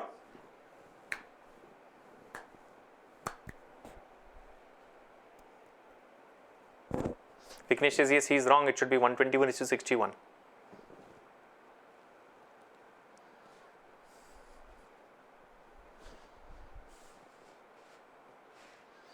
I think sorry, I forgot your name. Shubham, I think what you have done is you have added the two fractions of milk there, right? Remember that has to be divided by 2. 121:91 that you have got should be divided by 2. It becomes 121 by 182. That's what I think is the step where you're going wrong. Right? You will get 121:182 as a fraction of milk, and 121:182 means the ratio is 121:61. That's how you arrive at it. Anyways, I think it's clear. Shubham, just check your calculation once. Let me present the next question. This was posted by your friend Lakshman. It's from reasoning, which says there are 8 students: Arpit, Bhavesh, Chinmay, Dinesh, Eknath, Farooq, Girish and Hiten in a college who have participated in a game in which they are sitting around a circular ring. The seats of the ring are not directed towards the center. All the 8 students are in 4 groups named Crazy Gang, Masterminds, The Mafia and Rockstar, which means 2 students in each group, and not in the same order. These students are from different states: Maharashtra, Bihar, Assam, MP, Telangana, Rajasthan, Haryana and Karnataka. No 2 students of the same group are sitting adjacent to each other except those of the group Mafia, and then there are clues given to you. So a circular arrangement where 8 persons have to be arranged around a circular ring.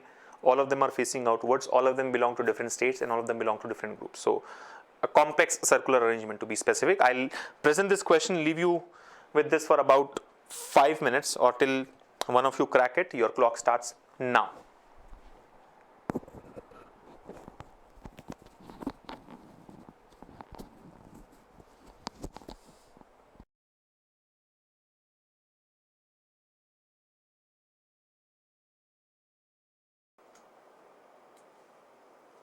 I'll be quiet for the next few minutes. Please solve it, or try to solve it rather, and see if you are able to get the arrangement.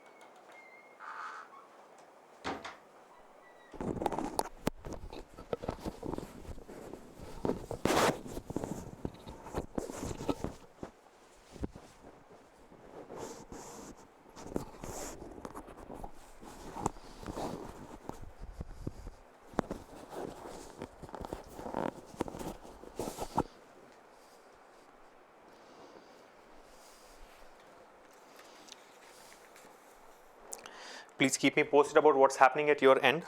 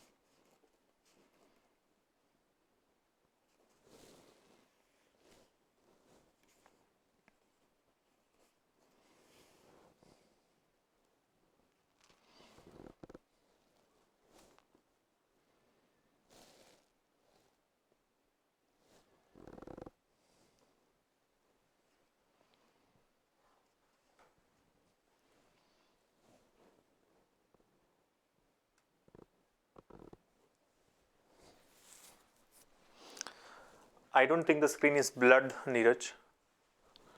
Just check the settings at your end.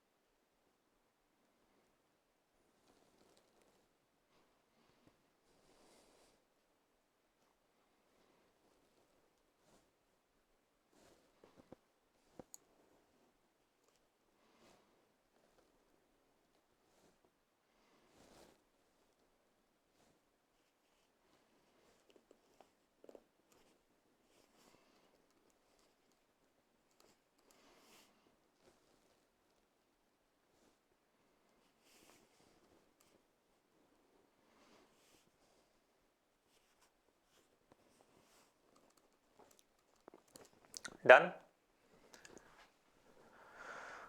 Okay, I think Pavani has done. Prajeet Malik has also done. Girish has done it and he says it's an easy one. Good.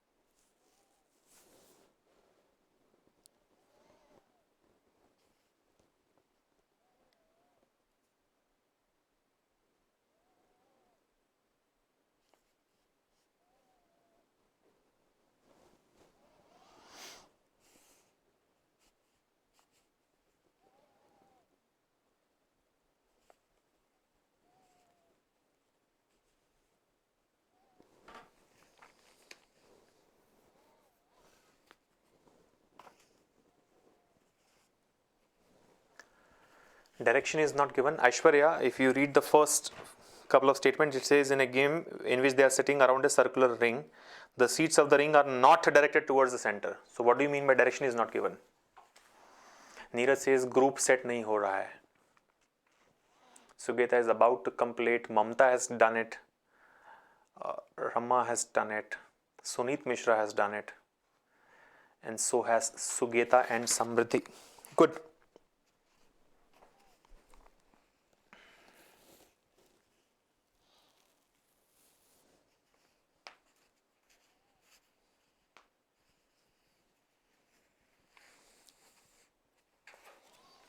Shall we take it up now? Rama says there's some confusion between Girish and Hiten. Did you guys get it? I think, yeah, a similar point has been raised by Pavani as well, that Girish and Hiten are either for Assam or Karnataka. Chalo, let's take it up. I think time is up. Let me solve this now. So here we go. This question was posted by Lakshman, your friend in our discussion forum. It says 8 students, Arpit, Bhavesh, Chinmay, Dinesh, Eknath, Farooq, Girish and Hiten in a college competition participated in a game in which they were sitting around a circular ring. The seats of the ring are not directed towards the center. All the 8 students are in 4 groups named Crazy Gang, Masterminds, The Mafia and Rockstar. That is 2 students in each group, but not necessarily in the same order. These students are from different states: Maharashtra, Bihar, Assam, MP, Telangana, Rajasthan, Haryana and Karnataka. No 2 students of the same group are sitting adjacent to each other except those of the group, the Mafia. And then it says students from the group of Rockstar are sitting opposite to each other. Dinesh is neither from Karnataka nor from Assam and so on. So if you see, basically it's about 8 students. Let's forget about the names. If you observe, all the names are starting with different letters. So let's say A, B, C, D, E, F, G and H are the names who participated in a college competition game in which they were sitting around a circular ring. The seats of the ring are not directed towards the center, meaning they are all away from the center. So outward facing arrangements. All are facing outwards. All the 8 students are in 4 groups. What are the 4 groups? Crazy Gang, let's say CG. Masterminds, let's say MM. The Mafia, let's say TM, and Rockstar, let's say RS. These are the 4 groups. 2 students per group, right? 8 divided into 4 groups. So 2 students in each group, but not in the same order. And they are from different states. 8 states have been given, right? Maharashtra, Bihar, Assam, MP, Telangana, Rajasthan, Haryana, and Karnataka. So if you see, it's like this circular ring: 1, 2, 3, 4, 5, 6, 7, 8. All are facing outwards. All are facing outward, meaning what? Right is clockwise, left is anti-clockwise. Do not ask me why it is clockwise, anti-clockwise in that order. You can refer to our basic videos, right? Right of a person should always be taken towards clockwise in an outward facing arrangement, and left should be taken anti-clockwise. Now, another interesting point given here is no 2 students of the same group are sitting adjacent to each other. except those of the group the mafia.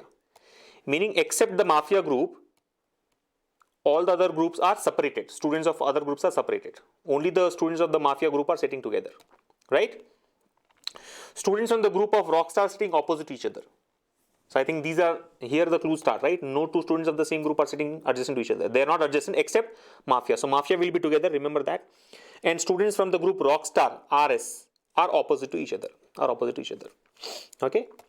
Dinesh is neither from Karnataka nor from Assam. Now this is not a very good start. I mean, you cannot use this statement to start the arrangement, right? Dinesh is neither from Karnataka nor from Assam. You should ideally be given where is he, which state is he from. But here he says Dinesh is neither from Karnataka nor from Assam. The student from Haryana is sitting on the immediate right of the student from Karnataka. Okay, so that's one point that you can try to use. Haryana is on the immediate right of Karnataka. But who's from Haryana, who's from Karnataka is not known to us. Okay. Read the next statement. Chinmay, who's from MP, is in the group Crazy Gang. He is sitting on the immediate right of Farooq, who's in the group the Mafia. I think this is a great deal of information, right? Chinmay is from Madhya Pradesh. He's in the group Crazy Gang, and he's sitting on the immediate right of Farooq, who's in the group the Mafia. Lot of information. So I think this is the best point to start. And again, we know Farooq is not from Assam. Related to Farooq, one more piece of information is given. Farooq is not from Assam, and he has also participated in other game. I don't know what is the relevant of this information. He has also participated in the other game, but a lot of information about Chinmay and Farooq. So let me say Chinmay is in this place. C. He's from Madhya Pradesh, MP, right? He's in the group Crazy Gang. I'll write the group name inside the circle so that it doesn't look cluttered, right? Crazy Gang, CG. So Chinmay is from CG, Crazy Gang. He's from Madhya Pradesh, right? He's sitting on the immediate right of Farooq. Chinmay is on the immediate right of Farooq. So Farooq should come here. See, immediate right of Farooq is clockwise. Chinmay, right? So Chinmay is on the immediate right of Farooq. Who is in the group? The Mafia. Farooq is from the Mafia, right? Now, which state does Farooq belong to is not known to us, but then Farooq is from the Mafia. If you go back to one of the earlier statements, we know that no two students of the same group are sitting adjacent to each other except those from the Mafia. The Mafia group students are together. Now, since Farooq is from the Mafia, obviously the student next to Farooq should also be from the Mafia. Now, since this is Crazy Gang, I can say this is the Mafia. So, you see, TM are together. Yes or no? TM are together. Because the Mafia group students have to be together. So, this piece of information has been used already. Yeah? The two TMs have come together. Now, if you observe, the next statement also is very useful and can be, used immediately. Students from the group Rockstar are opposite to each other. Students from the group Rockstar are opposite to each other. Now, understand, the Rockstar students have to be opposite. So, can they take these two positions? No. Because one is Crazy Gang, the other cannot be Rockstar. Because both of them have to be Rockstar. They are opposite. Right? So, these two are gone.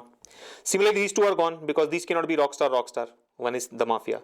These are also gone because these are, both of them have to be open for Rockstar, but this is already blocked by the Mafia. So obviously the only way that the two Rockstar students are opposite to each other is if they take these two legs, RS and RS, Rockstar and Rockstar. You see, they are opposite to each other. Yes or no? So I think arrangement of gangs is largely done. Rockstar, the Mafia, Crazy Gang, Rockstar, and then the remaining three can be put. Yeah. In fact, here itself I can do. We know that no two students of the same group are sitting adjacent to each other, right? Now, if you observe, we have got both the students of the Mafia. This is done. We have got both the students of the Rockstar. I mean, in terms of their group names. What is left out? One CEG has been obtained and two masterminds are to be put. Nobody from mastermind has come on the table so far. But if you observe, both the masterminds cannot be together. They have to be separated. Yes or no? Masterminds, you know that no two students of the same group are sitting adjacent to each other. So masterminds cannot be together. So obviously the mastermind should be in these two positions, 1 and 2. Because if they take these two or these two, they'll become together. So I can say this is MM and this is MM. There is no other way out. And then this has to be CG. Yes or no? From the first statement itself, which says no two are together, I can block the positions for masterminds and Crazy Gangs. You try any other way, it won't be possible. Masterminds have to be separated by at least one group, and that has to be Crazy Gang, CG. So I think the grouping is already done. The group names are already fixed, right? You see, no two groups are together except the mastermind and rockstar are opposite to each other. I mean, except the mafia. The mafias are together and the rockstars are opposite. Everything else is separated. Now read the other statements. Dinesh is neither from Karnataka nor from Assam state. We'll use this later. The student from Haryana is immediate right of Karnataka. We'll use this later. This part is done. Chinmay, who is from MP, is in the group Crazy Gang. He's sitting on the immediate right of Farooq, who is in the group the Mafia. Farooq is not from Assam. Remember, Farooq is not from Assam. This cannot be Assam. Yeah? And he also participated in another game. I don't know what's the significance of this piece. Bhavesh is from Bihar and is neither in the group Rockstar nor in the group Crazy Gang or Masterminds. Bhavesh is from Bihar. Useful information. But he's neither in Rockstar nor in Crazy Gang nor in Masterminds. So Bhavesh is not in these two. Bhavesh is not in these two. Bhavesh is not in these two. You understand? If you observe, Bhavesh is not in Rockstar or Crazy Gang or Masterminds. So Bhavesh cannot come in this place, CG. Bhavesh cannot come in MMs, Masterminds. Bhavesh cannot come in Rockstar. Which means Bhavesh belongs to which group? Bhavesh belongs to the Mafia. Bhavesh, I mean, there are only 4 groups. If Bhavesh is not from Rockstar or Crazy Gang or Mastermind, the only possibility is Bhavesh is from the Mafia. Already Farooq is from the Mafia. So Bhavesh has to come here because Bhavesh is from the Mafia. And Bhavesh is from which state? He is from Bihar. Done. So Bhavesh is from Bihar. Since he does not belong to the remaining 3 groups, he belongs to the Mafia. Already one Mafia, the Mafia member was known to us, F. So Bhavesh is the other Mafia member. Bhavesh is sitting opposite to Eknath. Done. Bhavesh is here, opposite to be Eknath. This is E. Only Rajasthan state participant Arpit is sitting between Haryana state participant Eknath. You see, indirectly, what does it say? Only Rajasthan participant Arpit. So Arpit is from Rajasthan, is between Haryana participant Eknath. Which means Eknath is from Haryana. His state is known now. And the Telangana participant. So basically, Rajasthan should be between Haryana and Telangana. Haryana is already fixed here. Rajasthan should be between Haryana and Telangana. So Haryana, Rajasthan, Telangana. That should be the order. Or Haryana, Rajasthan, Telangana. But Telangana cannot come here since this is MP. So the only way out is this is Telangana state. This is Rajasthan state. And Arpit is from Rajasthan. So you see, read this statement again. Only Rajasthan state participant Arpit is from Rajasthan, is between Haryana participant Eknath and the Telangana participant. It cannot come this side because this side it is MP. It's already blocked. Who's from Telangana we'll figure out later, but Arpit is here. Who's from Rajasthan now? Both the students of the group Masterminds are sitting adjacent to the students of group Rockstar. I think this last piece of information is useless. You understand? Both the students from the group Masterminds are sitting adjacent to the students of the group Rockstar is not required because I have already arranged the groups even without knowing this. Have you not arranged the groups? You already arranged the groups, right? Without knowing this. So that piece of information is not even required. So this shows that we are using the given information very, very, we are using it correctly and in detail because we don't have to refer to this last piece, last statement. It's useless in my view because we didn't use this. And we still got the arrangement of the groups. Yeah. So I think groups are done. States 1, 2, 3, 4, 5 states are done. And with respect to persons, we'll have to figure out now. Okay. Now go back. So what else do we know? What are the other statements we have not used? Dinesh is neither from Karnataka nor from Assam. The student from Haryana is on the immediate right of students from Karnataka. This piece can be used now. Student from Haryana is on the immediate right of Karnataka. If Haryana is on immediate right of Karnataka, we can say Karnataka is on the immediate left of Haryana. So immediate left of Haryana is this. This is Karnataka. Student from Haryana is on the immediate right of Karnataka. So immediate right of Karnataka, yeah. So 6 states are done. MP, Karnataka, Haryana, Rajasthan, Telangana, Bihar. Only 2 states are left out. What are the 2 states left out? Maharashtra and Assam, right? Bihar is done, MP is done, Telangana is done, Rajasthan is done, Haryana is done, Karnataka is done. Now I know that Farooq is not from Assam. Assam cannot come here. So obviously Assam has to come here. And if Assam goes there, the only state left out is Maharashtra, which has to come for Farooq. So states are also done. All the states are done. All the groups are done. Only persons are left out. Now Dinesh is neither from Karnataka nor from Assam. Dinesh cannot come in Karnataka or in Assam. So Dinesh has to come from Telangana. Yes or no? Dinesh is neither from Karnataka nor from Assam. Yeah, so Karnataka and Assam are ruled out. That's it. So with respect to persons, if you see, we have got A, B, C, D, E and F. G and H are left out. G and H, Girish and Hiten. And I think all the statements have been read already. There is nothing which has not been used, right? All the statements have been used. So Girish and Hiten will be between Assam and Karnataka. So this is G or H, and this is G or H. Now, which exactly is the state for Girish and which is for Hiten is not known, but they will be between Assam and Karnataka. Done. I think a simple one. It looked complex, but it's a simple arrangement. In single possibility, we have got everything, and without having to spend too much of time. So it looked to be a complex one, but we got the answer quickly. Yeah. I don't have the questions. I mean, Lakshman did not pose the questions along with this data. So, and anyway, answering questions like you all know is very, very simple. You just have to look at the arrangement and mark the answers. So I think except for Girish and Hiten, I mean their states, everything else is fixed.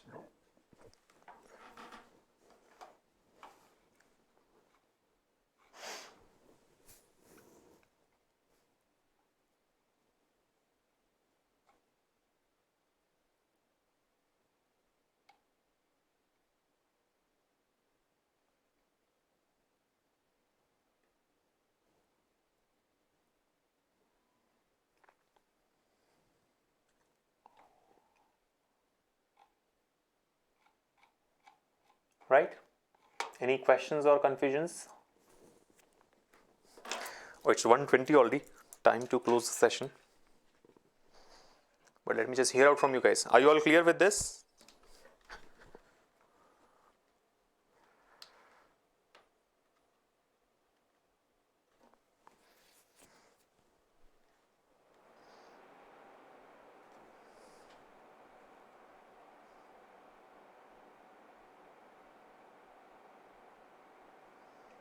Should we go for the next one?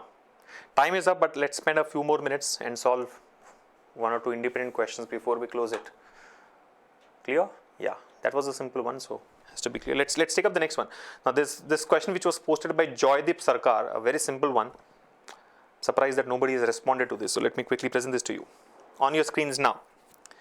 The red blood cells in a blood group sample grows by 10% per hour in first 2 hours, decreases by 10% in the next 1 hour, remains constant in the next 1 hour, and again increases by 5% per hour in the next 2 hours. If the original count of the red blood cells in the sample is 40,000, find the approximate red blood cell count at the end of 6 hours. This is a very simple one. You should not spend more than 1 minute to arrive at the answer. Your clock starts now.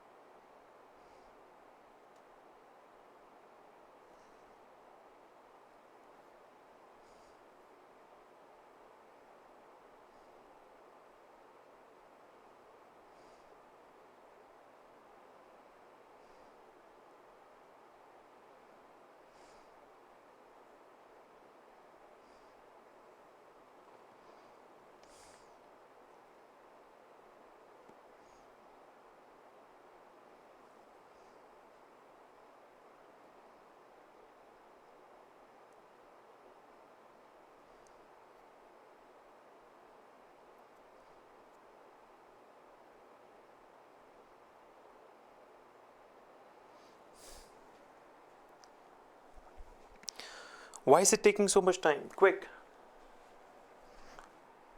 Okay, Divya's got the answer. 45,025 is what Divya says. Let's wait for others.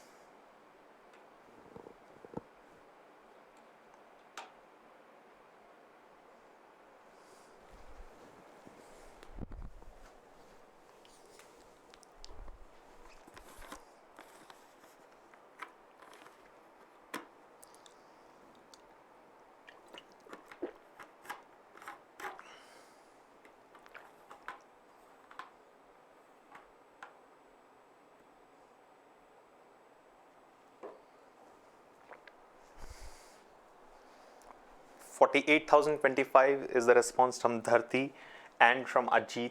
But Bhargav says it should be B and Vidyarajan says it should be C.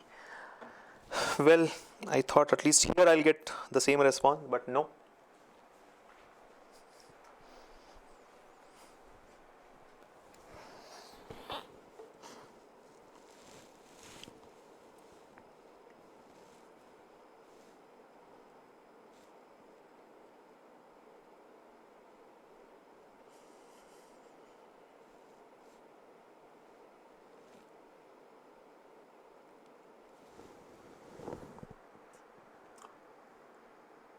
Bablu Bhai has got option B,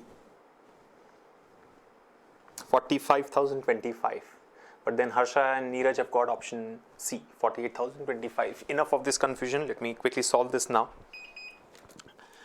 Here we go. The question posted by Joydeep Sarkar says the red blood cells in a blood sample grows by 10% per hour in the first 2 hours, decreases by 10% in the next 1 hour, remains constant in the next 1 hour, and again increases by 5% per hour in the next 2 hours.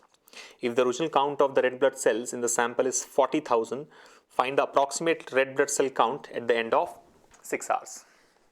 So simple, you have to just understand what happens over the period of 6 hours, right? It says 10% per hour grows by 10% per hour in the first 2 hours, decreases by 10% in the next 1 hour, remains constant in the next 1 hour, which means in the 4th hour it remains constant, and increases by 5% per hour in the next 2 hours. So if the original count of the red blood cells in the sample is 40,000, see, original is 40,000. Now what happens in the 1st hour, 2nd hour, 3rd hour, 4th hour, 5th hour, and 6th hour is what we need to look at, right? I mean, multiply based on how it is increasing or decreasing and simplify to get the required answer. Yeah, what happens? It grows by 10% per hour in the first 2 hours, which means in the 1st hour it increases by 10%. It becomes 110 by 100. You understand?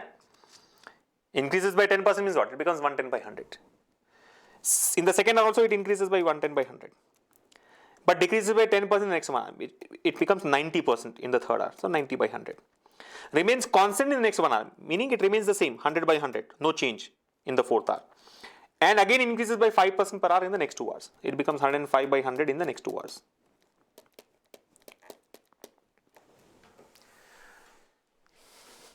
Understand, the only error which some of you may commit here is when it says grows by 10% per hour in the first 2 hours, don't say at the end of 2 hours it increases by 20%. It would be wrong, because 40,000 would become 44,000 after first hour. Increases by 10%, right?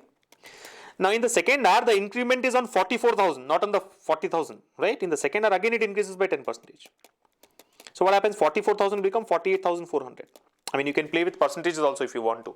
I mean, this is one way of looking at the solution. You just simplify this to get the final answer. Final count will be equal to 40,000 into, 110 by 100 into 110 by 100 into 90 by 100 into 100 by 100 into 105 by 100 into 105 by 100. That's one way of doing it. Or you do this calculation. It increases by 10%. You don't have to put pen on paper, by the way, right? 40,000 becomes 44,000. Next year also it increases by 10%. So 44,000, 10% of 44,000 is 4,400. So 44,000 plus 4,400 is 48,400. What happens in the 3rd hour? In the 3rd hour, it decreases by 10%. So minus 10%. 10% of what? 48,400. Now 10% of 48,400 is 4,840. Yes or no? 10% of 48,400 is 4,840. So 48,400 minus 4,840. You're getting it? The value here will be 48,400 minus 4,840. So it's like minus 5,000, let's say. So 48,400 minus 5,000 is 43,400 plus 160. So that will be 43,560.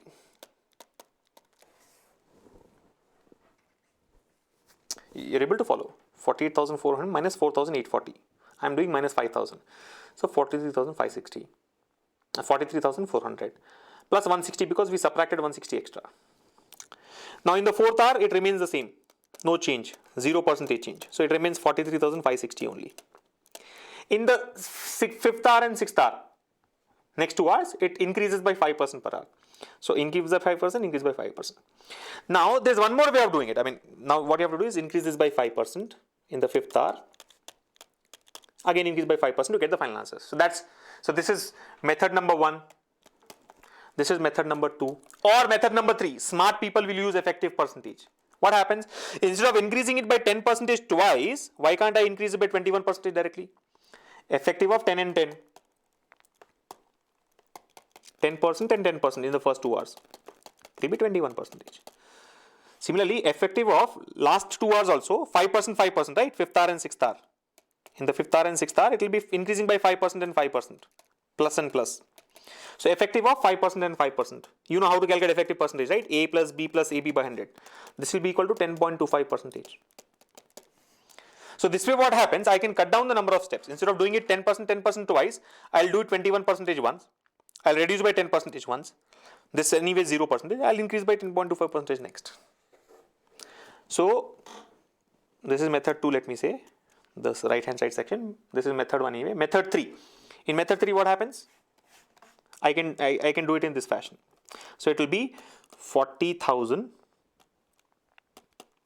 into increases by 21%, right? So into 121 by 100. You understand? I am closing these two and writing it as 121 by 100. One step reduce. This I'll anyway do 90 by 100 reduces by 10% in the third, right? 90 by 100. This is not required. I mean, this 100 by 100 is same. You know it's same. Like here 0% change is the same. Both are same, right? So you can actually cut this part. Yeah. In the last 2 hours, instead of saying increase by 5% and again increasing by 5%, I can say it is increasing by 10.25%. 5 plus 5 plus 5 into 5 by 100. So 110.25 by 100 in the 5th and 6th hour. So I'll do only 3 changes. 121 by 100 into 90 by 100 into 10.25 by 100. And by the way, let me also tell you, you don't write steps on paper like this. Increase it by 21%, decrease it by 10%, then increase it by 10% again. 10.25 is approximately 10%. So increase by 21%. What is 21% of 40,000? It will be 8,400. So it becomes 48,400 like this. Then maybe increase it by 10% again and decrease by 10%. So roughly you can do this also, right? 90% here means what? Decreasing by 10%. 10.25%, let's say approximately is 10%. See, anyway, he's asked us to do an approximate calculation, right? So this can be approximated as 10%. So what happens in the first 2 hours, it increased by 21%. In the third hour, it reduced by 10%.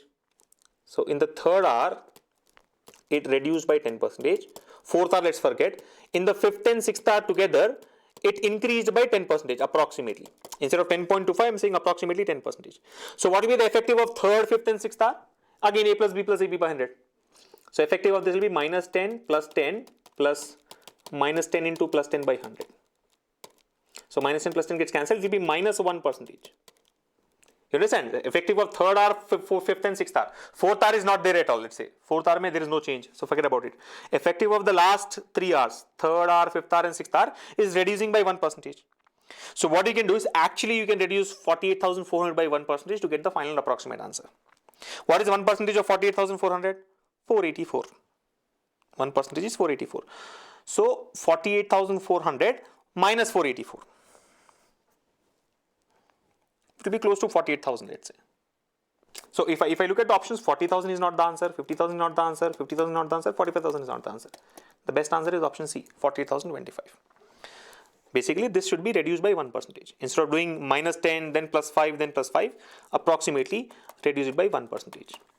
You will get close to 48,000. And the only option which is close to 48,000 here is option C. Don't look at the clutter on the screen and get confused that this is such a lengthy solution.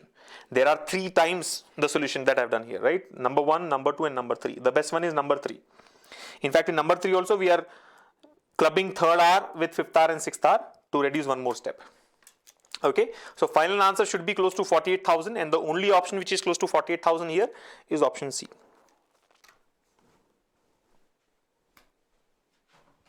Yeah, so effective percentage is one of the best methods to solve such questions. First hour increases by 10%, second hour increases by 10%. You should know it is 21% increase. 5th hour and 6th hour increases by 5% and 5%. It's a 10% increase approximately. So first hour and second hour increases by 21% together. 5th hour and 6th hour increases by 10% together. Fourth hour, there is no change. Third hour reduces by 10%. So this reduction of 10% in third hour and increment of 10% in fifth and sixth hour is almost balanced. Net will be 1% reduction. So 21% increment in first and second hour, and overall in the last 4 hours reducing by 1%. So first increase by 21%, then reduce by 1%. You know that will be somewhere close to 48,000, and there's only one option which is close to 48,000 there. So don't waste your time in doing this complete calculation, right? Try to eliminate the wrong answer. That will give you the answer much faster. Okay? Approximately 28%. Increases by 21%, reduces by 1%, somewhere around 20%. Okay, so effective percentage is the best method. Giri says, why can't we say totally it loses 20% blood? Totally it loses 20% blood? No. Totally it will increase 20% blood, not loses. Understand it's a compounding process. It's not a simple interest kind of a case. It's a compound interest kind of case, like what Pavani has explained here.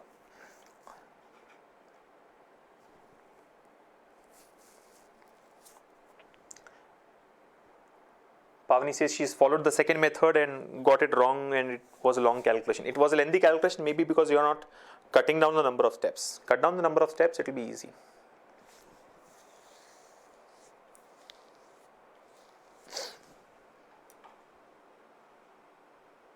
No, you cannot say it increases by 20% because it's a compounding process, Girish. 10% and 10% increment will not result in a 20% increment. It will result in a 21% increment. It's compounding, right? 40,000 cells will become 44,000, and then 44,000 will increase by 10%. Yeah? Should we close it here? I think 140 now. Let me close it. We have more questions, but don't worry. We will meet again in the next doubts clarification session and solve the remaining ones. All right? Okay, so I'll call it a day here. Thank you all of you for joining us in this session. We will archive this by Monday afternoon, right, within 24 working hours. So by Monday afternoon or Monday evening, you should see that all these questions have gotten added to the respective topics in quantitative aptitude and reasoning. And I think a lot of, important exams coming your way, SBA clerks, SBA PO and SSC CGL. So this is the peak of the season, I would say, and this should be the peak of preparation for you. So make sure that you are spending as much time as possible on your preparation. Practice is the only shortcut. There's no other shortcut. So keep practicing and take very good care of yourselves. I'll see you all in the next session. Thank you.